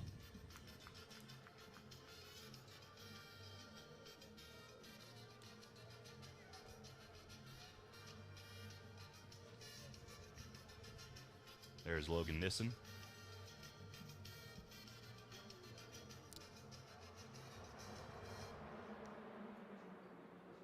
"1-1, zips in a strike at the knees. Now, is it possible that Veen could earn himself another batter if he takes care of Rayo right here? I think getting 2 outs between these 3 hitters that he's had to face is certainly a big win one way or another. 1-2. Swinging a fly ball to center. Charging in, Armand Upshaw makes the catch. And back to first will go Trujillo. And now we take a look at the first base dugout. And there's no movement from George Samus, so he is going to roll with Zach Veen. And he will be there to face Omar Mendoza. Yeah, really nicely done. I mean, they have been flexing their muscles in the 3rd and 4th inning between Alegria, Trujillo, and Rayo. So to just will solidify themselves as the home field advantage on Sunday. And then it's just a determination on who the Kane County Cougars would play. But remember, that also means they need to come back chasing 3 runs. Fouled off, 2-1. Todd Lott facing Elias Gutierrez. And everything will work itself out. Yeah. If the score holds, it's going to come down to Diablos needing a win against the Crocodiles to force that 3-way tie at 3-1. And as we talked about, that's a carousel because the first tiebreaker is head-to-head, and all these teams have beat each other.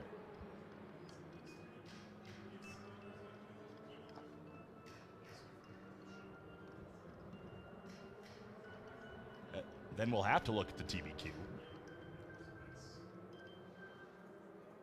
And for those that don't know what TBQ is, as Todd Lott works a rock, it basically comes down to how many runs a team scored and the amount of innings that they played. So in this case, it'll be 36 total innings and the amount of runs they scored. And you subtract that by the amount of runs they've given up in 36 innings. You divide those 2 numbers, subtract the totals, and it gives you a number, and whoever has the highest, that's who's going to move on and go to this championship game. And we could make predictions, but real math comes in when everything is all said and done. So we can have an idea of what it will all look like when we go into our final game of pool play tonight between the Crocodiles and the Diablos. But we will not know until all 9 innings are played, if not more. And then, obviously, the runs are a whole other factor as well. So here's Josh Raywald with a man on. And a called strike to even things up at 1-1.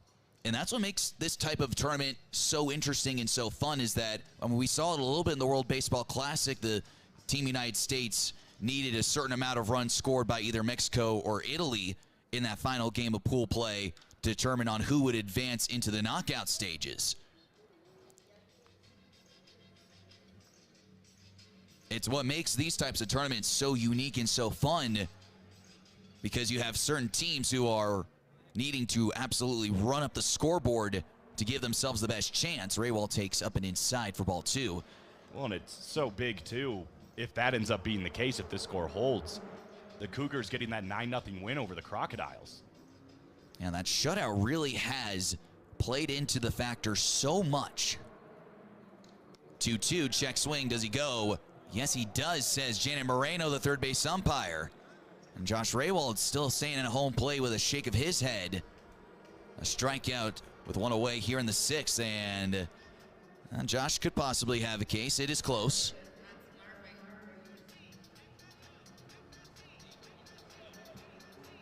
It was close. First strikeout for Gutierrez, and now in steps Max Murphy. And he lays a breaking ball for a strike. A base and a strikeout, a 1-for-2 day so far for Murphy. And the leaping catch to end the top of the sixth inning. 0-1 breaking ball, sliced foul down the right field line. Now 0-2.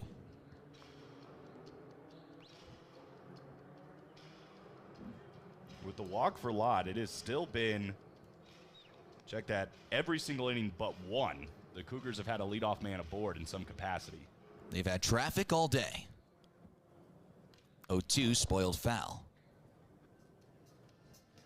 Fifth inning ground out by Jack Scroshin, the only exception. But then back-to-back hits from or not back-to-back hits, but 2 hits in the inning, Sam Dexter and Josh Allen. Just couldn't move them around past first and second. 0-2, swung on and missed for strike 3. Max Murphy down on strikes for the second time, 2 away now. And that brings us Armand Upshaw. Yeah, and you mentioned those 2 hits. I mean, right after that hit by Josh Allen, that is when Ronald Garth decided to go to the bullpen with Elias Gutierrez. He ends up getting Dylan Thomas. And despite the leadoff walk here in the sixth, now back-to-back strikeouts. It's looking like a great bullpen move by Garth. First pitch, a called strike on Upshaw. Sacrifice fly back in the second. Bounce into a 5-4-3 inning-ending double play in the fourth. 0-1, bounce softly in the infield. Charging in is the shortstop, and there'll be no play. Brandon Layton ended up with the baseball. An infield single by Armand Upshaw will bring the tying run to the plate. Jack Scroshins will step in. And that's now back-to-back innings. Kane County will have runners at first and second with 2 outs. Well, we talked about that speed by Armand Upshaw, and this being a slow roller, it is extremely tough to have any sort of play. Layton decides he doesn't want to try to risk a quick throw over there that rolls to the backstop and potentially a run coming in to score. Eats the ball and instead will turn back to his pitcher to try to get this last out. So Jack Scroshins, he's got the raw power at the plate. First pitch. Takes, called for strike, a breaking ball right on the inside corner. He's batting a $167, still waiting for his BCL moment. Maybe this is it. He represents the tying run with Kane County trailing by 3. He steps out to call time.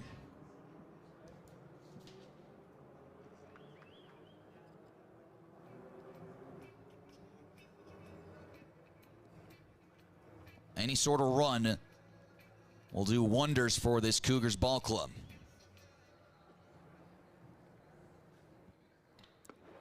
Jumps him off the inside for ball 1 to even things up. Joined the American Association in 2023 as a member of the Lake Country Dockhounds. You'll see his tenure in the American Association go to his 3rd team with the Chicago Dogs in 2026. Line drive through the left side and into the alleyway. That's going to plate Todd Lott. Rounding is Armand Upshaw. He's getting the wave around. He's going to score. Jack Scroshins, a 2-run double. And Kane County is back within a run, 5-4. Moment meant Jack Scroshins. Well, you said it. We've been waiting for the pop from Jack Scroshins and finally able to barrel one up. Put it right over the head of the shortstop. This one rolls all the way to the wall. An easy 2-run scored.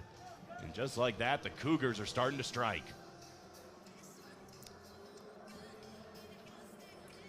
Kane County finally gets that big hit with runners on base, and it comes down to 2 outs in the inning. And it's Groshans who barrels up a BB through the middle of the diamond. And with no stopping that ball, it goes all the way to the left center field wall.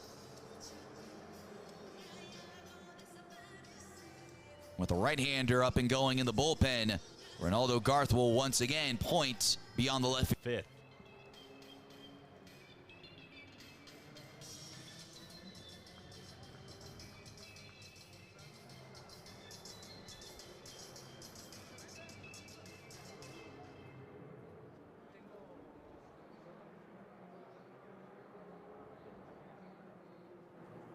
1-2. A swing and a miss for strike 3. Spins the slide. Just misses off the outside, nibbling the upper part of the plate and then the outside part.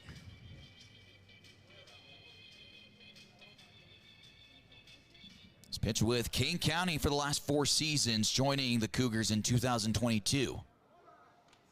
2-0, that time hits the corner on the inside for a strike. A huge part of the 2025 postseason run, pitched in 8 games, 9 1/3 of work, 6 strikeouts, just 1 walk, and did not allow an earned run. 2-1. Straightens him up on the inner part of the plate. His first couple seasons was the closer, at least in act for the Cougars. Kind of more turned into the setup man for Jake Gozo last season. It's a very effective 1-2 punch. 3-1. Up and away, ball 4. A leadoff walk to Ofelio Castro, his second time, taking the trot to first. They'll bring up Rodolfo Bone. It's the 5th walk of the game now we've seen from Cougars pitching, coming off the heels of that game against the Crocodiles where they didn't allow a single walk. Well, it's a little bit of a different hitting core between Dantos and the Crocodiles. For Dantos, they don't chase a whole lot. And the Crocodiles, it just seemed like every time there was a chase on almost every single slider outside. I think we're getting a pinch runner here. Juan Urbina will now take over in running at first base. So that will end the day for Omar and for Ofelio Castro.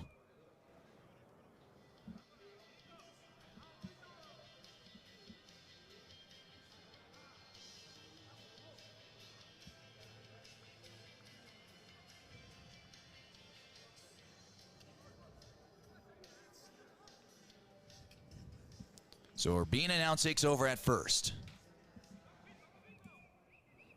First pitch to Bone. Just a tad bit low for ball 1. Tough time locating so far for Logan Nissen as you get a look at Juan Urbina. Shows how much this run means for the Dantos. Try to get it back to 2. Urbina starts and stops up at first. He holds up. Ball 2. Jack Scrotians will go chat things over with Nissen on the mound. It's back-to-back hitters where Nissen just falls behind early on. And this is what we saw from Dantos when playing Diablos Rojos, is that when they were walked, they took care of their free passes and they made Diablos pay. Earlier today, one walk eventually came in to score. That was back in the 3rd inning. Brandon Layton crossed home plate after an RBI single by William Rayo.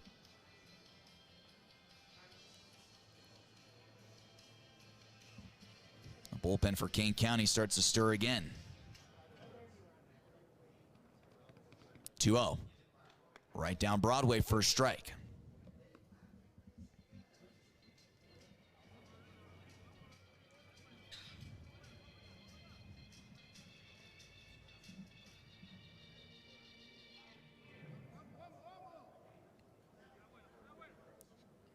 Two one is skied to left. Thomas giving chase as along with Upshaw near the wall makes the catch. Tagging for second and getting there will be Urbina. So a long out number 1, but moving up because of the deep fly. The speedster will get into scoring position. Yeah, Rodolfo Bone just missed, putting 2 runs on the board for this Dantos team. I think he thought he had enough, and it took Upshaw all the way to the wall to make this catch. So deep, in fact, that Juan Urbina was able to tag up from first and get to second. About a step and a half from crashing into that video board wall out in left center field. So here's Brian Ruiz, the 9-hitter. First pitch swinging. He bends a slider outside. So when is Logan Nissen at his best? Definitely in situations in close ball games like this. Generally speaking, he's the guy you lean on late in a game to want to keep the score where it is, whether they're down by a run or up by a run. And he has found a ton of success doing that. It was 14 straight appearances to close the 2025 season without giving up a run. Well, the leadoff walk now aboard at second base. A tight 5-4 lead for Dantos. Kane County trying to keep this right where it's at to send it to the bottom of the 7th. 1-1. Swing and a pop-up. Very shallow left central. Now drifting back a bit. Upshaw makes the catch. Urbina tries for third. The long throw in on a hop. Tag applied. And Elvis Peralta drops the tag down. We'll hold things up for just a moment. But at the time as we're standing, an outfield assist from Armand Upshaw. What a bullet from Armand Upshaw, one way or another. This is bang, bang at third on the slide. We'll take a couple more angles at it, but... Well, the out was called by... Looked like Edwin Hernandez was charging in to make the out call. And we will, in fact, maybe see a challenge here. George Samus is going to and talk things over with the umpires. And yes, we will see a challenge. So headsets coming on. Juan Urbina already got the best of Upshaw once to get to second on that deep fly ball by Bone. Tried to test that arm again here at third. And this is just a dot put on by Armand Upshaw. Question is, did Peralta get the glove down in time before that hand slipped in by Urbina? That is a tight angle, and this might be our best look. They've been giving us great angles all tournament long here. The Dantos first pitch takes low and outside. Certainly seems like the perfect recipe to start a comeback. Get a big defensive assist from Upshaw, gets everybody amped up, and the top of the order due up, especially with Elvis Peralta, who's found a lot of success in this tournament. Orozco got the one man he faced, Sam Dexter, back in the bottom of the 6th. 2-0, and it's just outside for ball 3. And the big difference, obviously the throw from Upshaw was on the money, but it's that tag from Peralta after that big hop that it took on the dirt to get the snap tag on and nail the runner at third. 3-0, and Peralta draws ball 4. Speed is aboard. And this would be the moment that you would see Peralta in motion.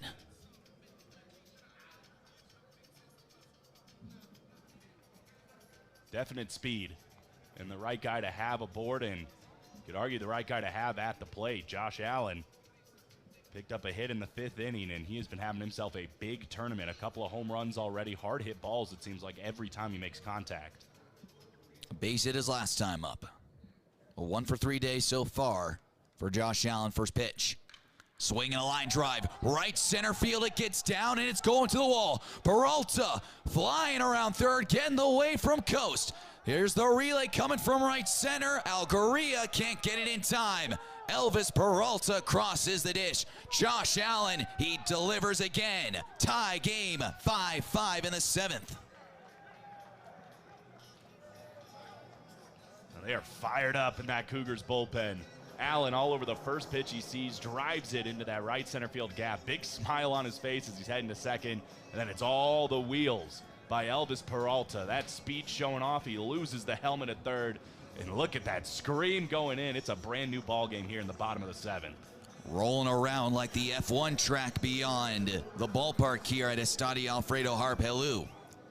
The go-ahead run in scoring position for the always dangerous Dylan Thomas. First pitch, breaking ball, taken for a strike outside.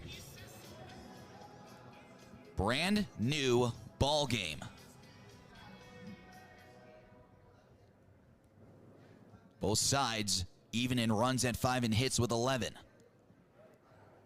0-1, and it just misses outside for a ball to even things up. Thomas a base hit his first time up. Popped out in the 3rd and lined out sharply to end the 5th. 1-1, back to the netting foul. 1-2.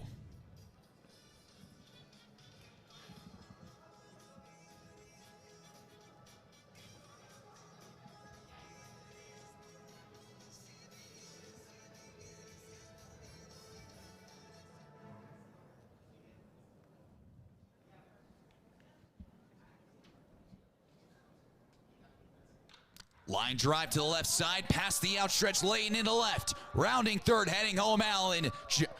Dylan Thomas, he cuts this one through the left side and gives Kane County their first lead since the second. Tight. So when is Josh Raywald going to lay some lumber into one? And we've talked about him already. 5 hits in the tournament so far. He has been efficient, but just hasn't found the thunder stick.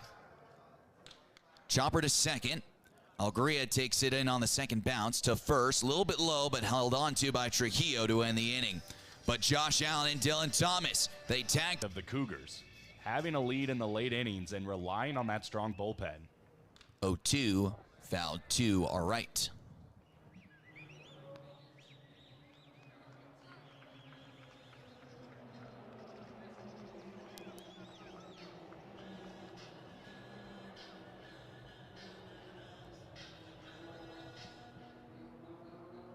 A swing and a miss for strike 3.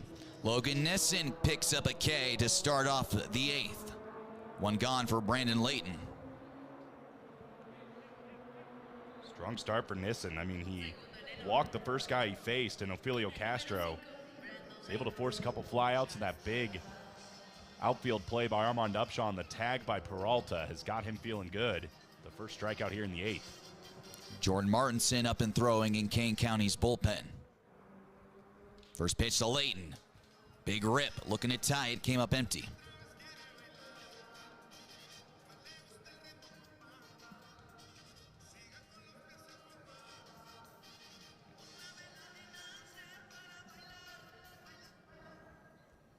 Oh, 1. Fouled back, 0-2, and this is where we're seeing Nissen at his best. Compared to the 7th inning where he was fighting from behind, he has gotten ahead of the first 2 batters. And does pitching with a lead give you that extra confidence? Absolutely. I mean, it's the first time we've seen a Cougar player pitch with the lead since the top of the 3rd inning. And he is just so used to these kind of moments all year last year. 0-2 misses northbound. And several years in his career, especially with Kane County. Part of a couple of big postseason runs where it was spearheaded by the back end of the bullpen. This is 1-2. Another foul ball, we'll do it again.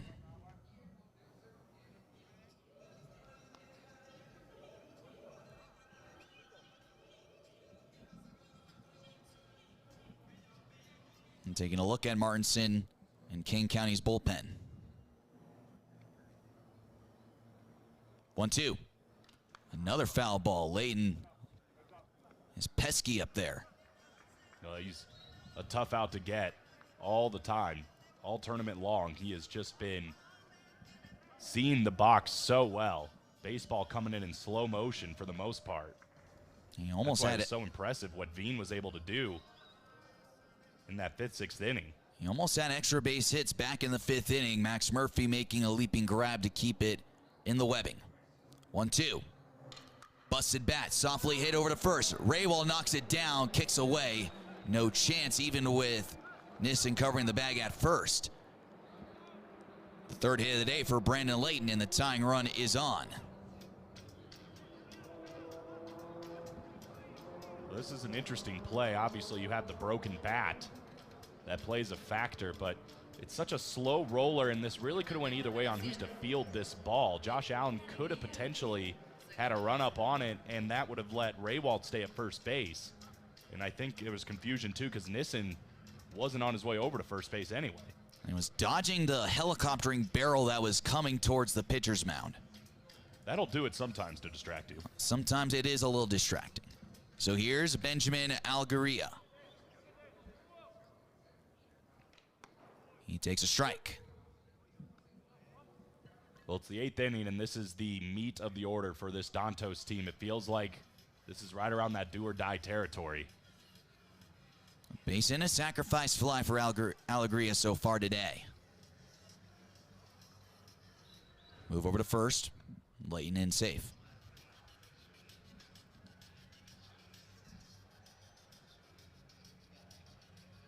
Now double barrel action going in Kane County's pen. We see a right-hander start to move around.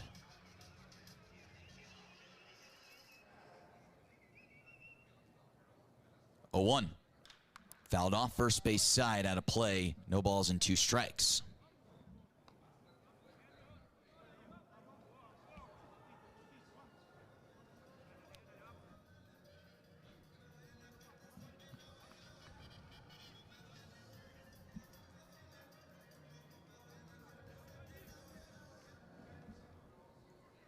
Yo-2. Ground ball up the middle. Dive in past Sam Dexter into center. And holding up at second, Brandon Layton. A seeing eye single puts runners at first and second. The tying and go-ahead runner on base. Brings up Emmanuel Trujillo. Dangerous bat coming to the plate. And again, we have just been seeing that production from this 2-3-4 order for the Dantos. And they're starting to feel some momentum. It's going to draw a mound visit from pitching coach David Holmberg to discuss this with Logan Nissen. It was a ground ball that was almost snagged by Sam Dexter. Just out of the reach of his laces. And so what do you think this conversation is about? I think you have to be looking at Emmanuel Trujillo, a guy that's gotten 3 straight hits, and just how you're going to have to go around this bat. Obviously, you got to look for a ground ball, so you got to expect you're going to see a lot of pitches low in the zone. But I think it's just David Holmberg trying to get everybody on the same page and not to panic in this situation.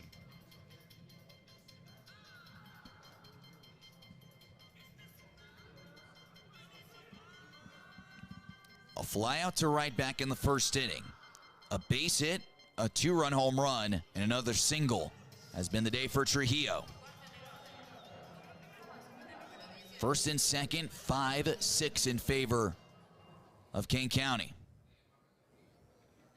First pitch bounces in for ball 1.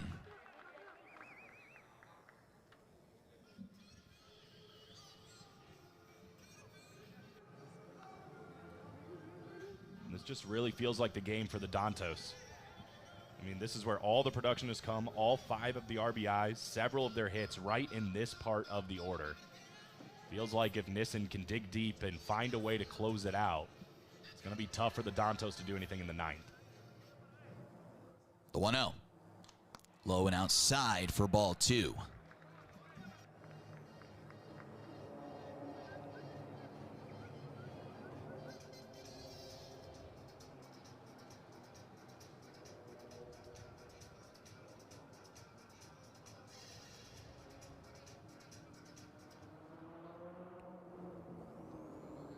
Swing and a miss on 2-0.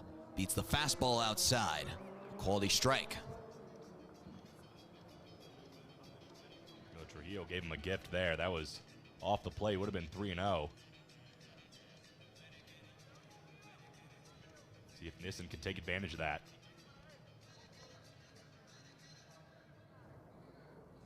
A 2-1.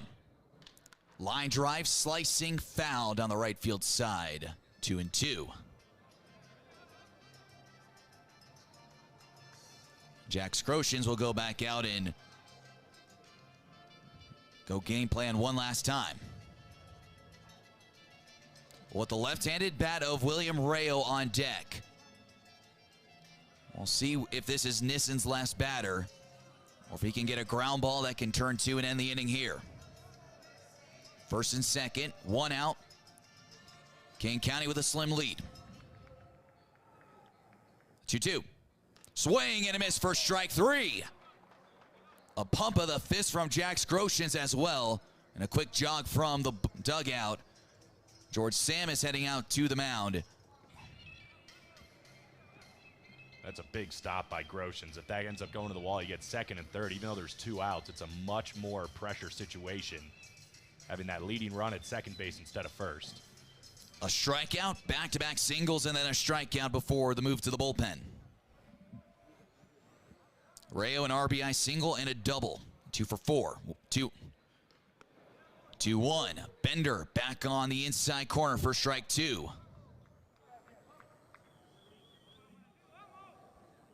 Just paused him. Thought it was going to float high, and it just came right back down into the zone. 2 balls, 2 strikes, 2 outs. 2 on in a 1-run ball game. The pitch home. Check swing foul to the netting, and we'll do it again.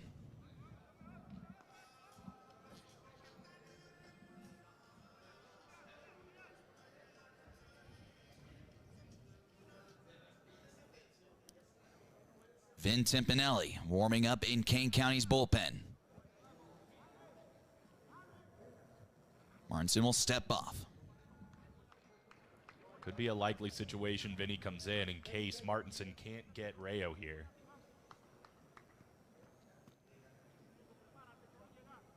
The 2-2. Line drive to left. Falling fast and down a base hit. Rounding third, heading home is Layton. The throw from Thomas is not going to make it. Tie game is going to crash in expecting the small ball. And my goodness, everyone looks like they're about to shake hands with Jack Scrotians. The first baseman, Trujillo, playing pretty much center with the rubber. Squares around. Drops it down, third base side on the chalk, picked up. Throws to first to third baseman Ruiz. A sacrifice works to perfection. Go ahead run and insurance now in scoring position. And now we go to the bench. Jabari Henry will grab a bat and he will pinch hit for Sam Dexter. Well, Trujillo was basically daring him to just go down the third base side, and that's exactly what Grotians did. It was picture perfect, as you said, and they've really done a nice job bunting the baseball in this tournament and getting runners in scoring position. And time is called. We will see a mound visit before Jabari Henry will swing the bat. The American Association Home Run King was on the bench to start today's game. Sam Dexter coming in a clutch spot in the lineup card.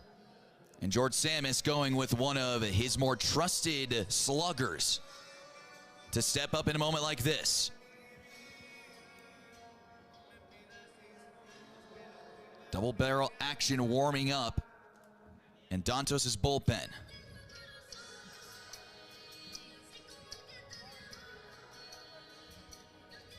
Carlos Tellier warming up alongside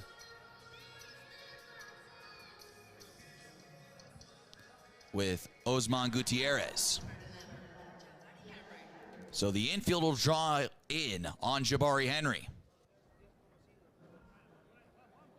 That's scary. The first pitch, way outside, ball one. One of the more clutch hitters in American Association history steps in. 6'6", bottom 8. 1-0. Downstairs low for ball 2. Well, Torres knows he has to be careful with Jabari Henry, especially with a base open over at first. It's not that he's going to officially do a walk, but at the same time, he's not going to want to put one down the middle against this bat. 2-0. Swing and a foul. Got a good rip on it. Just ticked it. So I'd imagine that would mean Claudio Final would enter into the game as a defensive replacement, and that would shift the infield around, but we will get to that when we get there.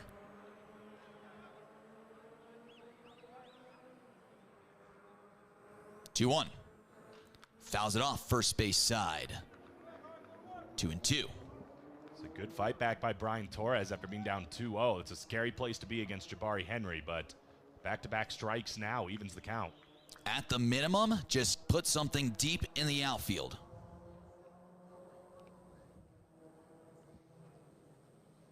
2-2.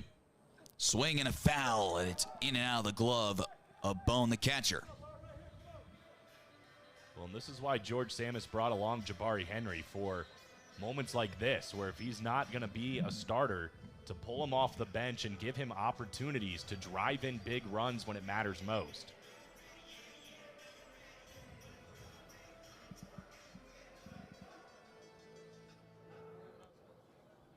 Two.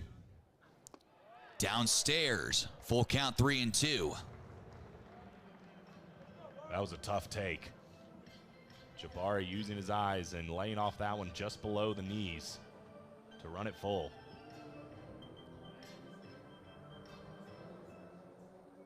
3-2. Swing and he fouls it off. We'll do this again.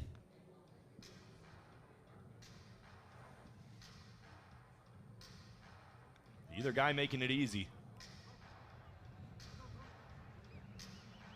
Murphy 90 feet away at third. 3-2. Swing and a high fly to center. That should be deep enough. Backing up Rivera. Still backing up it goes. King Jabari Henry, 3-run home run. The Kane County Cougars strike again.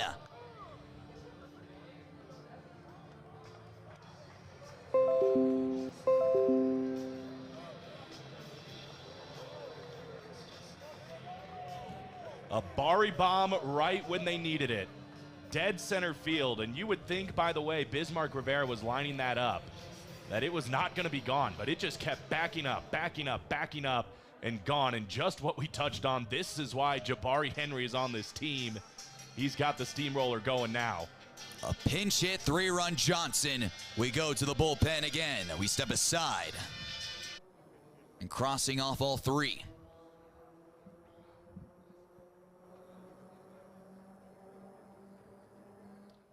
Up and inside.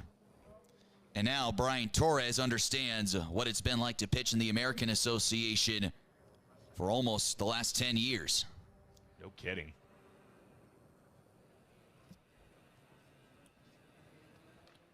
Big rip on 2-1, comes up empty. I think we can both attest. It's nice to see him do it on our side as opposed to watching him do it against us. Well, watching a Kane County Cougar Jabari Henry home run has been a very interesting development after so many years in Sioux Falls. Time in the American Association, a little bit of time in the Seattle Mariners organization as well in his affiliated days.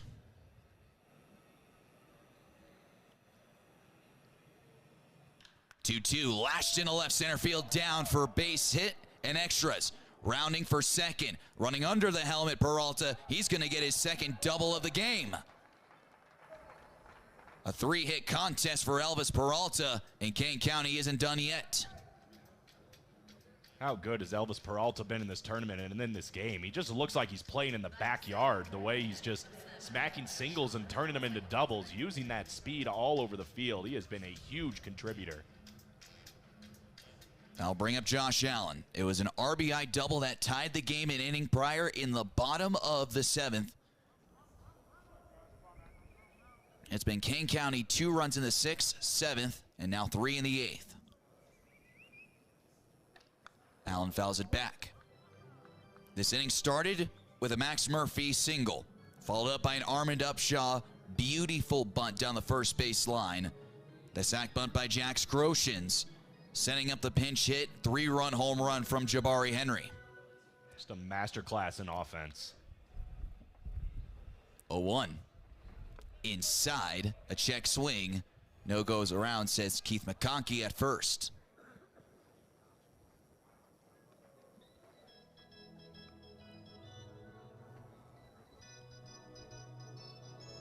And part of the reason why that ball flew out, the wind is blowing to dead center field in a bit of a hurry. 1-1 misses upstairs.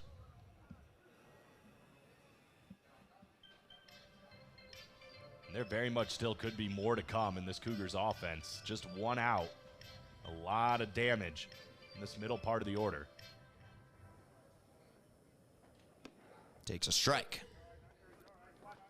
About 9 miles an hour consistent wind, but gusts up to about 20 miles an hour.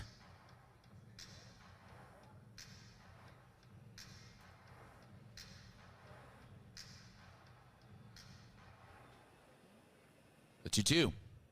Swinging a foul. We'll do this again.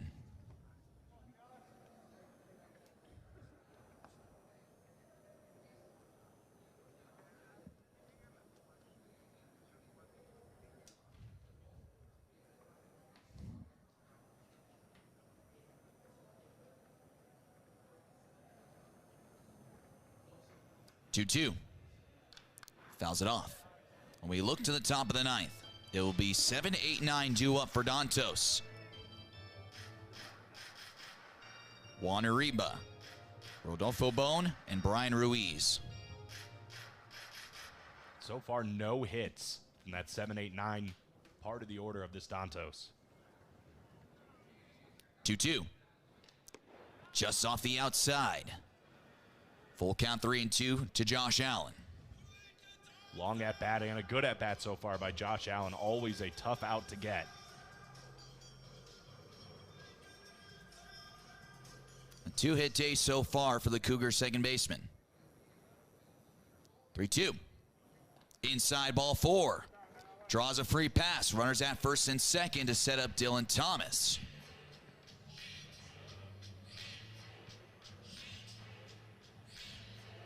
We take a look at game number 10. It is the final game of pool play here in Baseball Champions League. The Crocodiles taking on Diablos.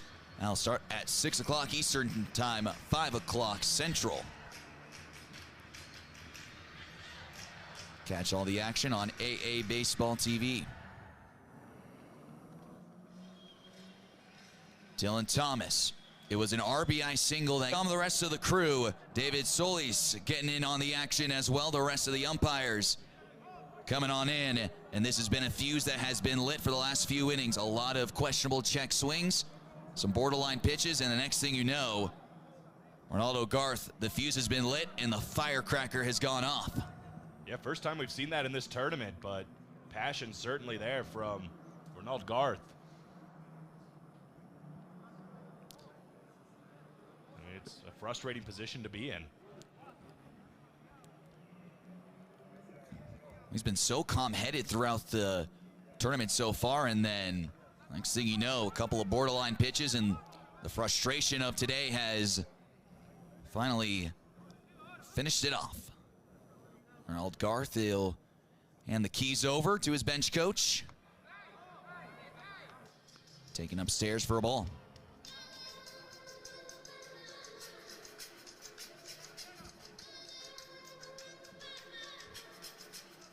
A ball and a strike. Tipinelli back up on the bump. The 1-1. Chopper up the middle to the shortstop. Peralta has plenty of time to toss the cookie across for the first out. Well, it's such a tough start for Vincent Pinelli in his lone start of this tournament. This would be a nice lift for him as he's able to close the show here in the 9th, and that's a good way to start it. Rodolfo Bone will step in. And again, it has been this bottom of the order that has been really non-producing so far. Combined 0 for 10, Trevor. It's not been an easy go for them. First pitch fastball just misses in off the plate. And that's the difference between Kane County, Diablos last night, Diablos last couple of days, and then even Dantos a couple of days ago. 1 through 9 producing, but so far here today, it's just that back third of the lineup. Really, the back half from Mendoza on just have not really been able to contribute much. Yeah, and if you're Tim Pinelli, this is where you need to go to work. These are the 3 guys you need to knock down because we know how dangerous this Dantos lineup is when it turns back over. 2-0. Skips in the dirt.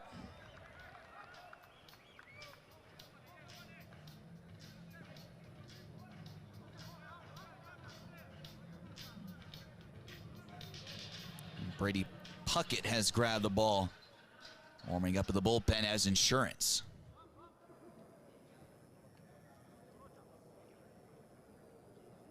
(3-0). Just missed for ball 4. A 4-pitch walk to Bone. Brian Ruiz will now step up with a man on.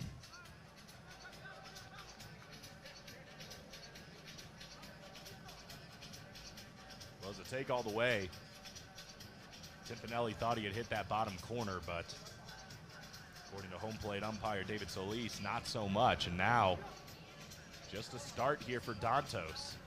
Just getting that first man aboard.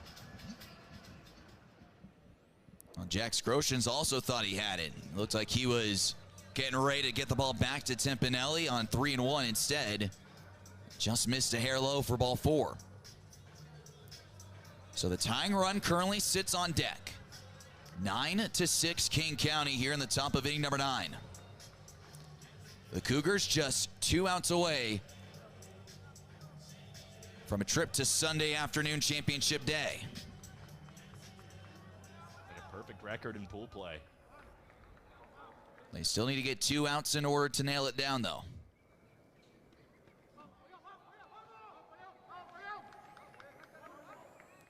The first pitch. Right down the middle for ball 1.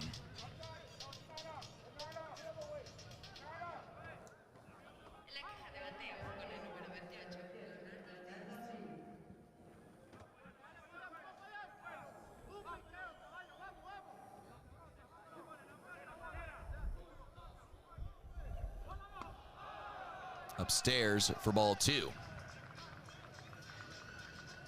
Well, there's no quit from that third base side, and their bench has certainly got up a little bit more, especially after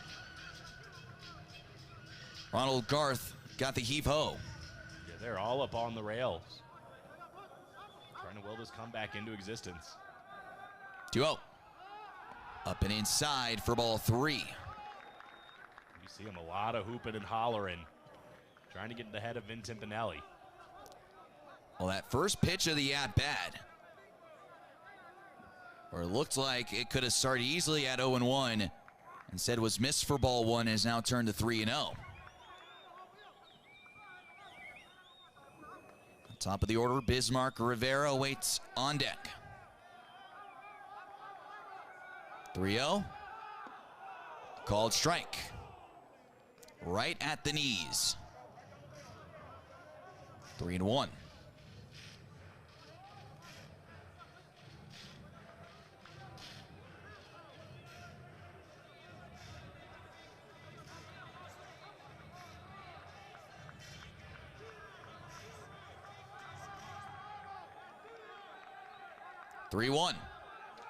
Inside, spins Ruiz around for ball 4. Top of the order now. Bismarck Rivera steps up. That will send George Samus out to the bump. And Brady Puckett will trot on in from the bullpen. We'll step aside as we are going in the 9th with a pitching change. 2 innings for the Cougars, 2 strikeouts, no earned runs. But he gets one of the hottest bats in this tournament. First pitch swinging, foul back. 2 strikes away from a date on Sunday for the Baseball Champions League final.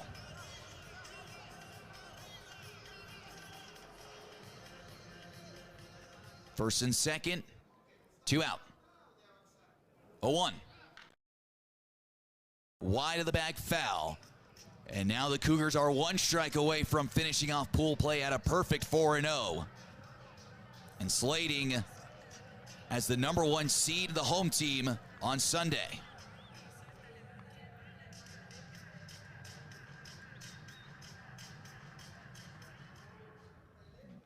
No balls, 2 strikes, 2 out. Cougars lead 9-6. The 0-2. Swing and a pop-up. Behind home plate, Groshans off of the mask. Has room, but it's foul. Got us with the fake out there. Deked me. I mean, it's not really fair. The ball goes over the shade, and then you just got to wait for the player to tell you where it's at. That was mean, Jax Groshans, but we get back to business.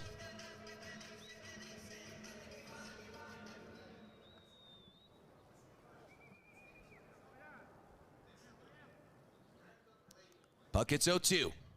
Swinging a line drive right center. It gets down and it goes to the wall. 1 run's coming around to score and bone. Here comes Loizaca getting the stop sign. The tying run is in scoring position. An RBI double from Dantos' biggest star.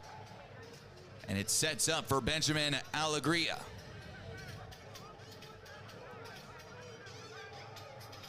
So much production from this upper middle part of the order, starting with Brandon Layton.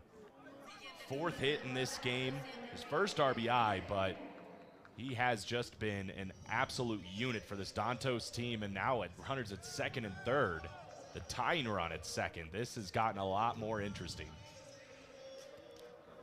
Puckett had him on 0-2, and he was able to fight off a pitch on the outside corner and shoot the right center alleyway. 7 runs now for Dantos, 9 for Kane County. The first pitch. Way outside, Groshans goes to a dive. 1-0. He has been a wall behind the plate. He has been active.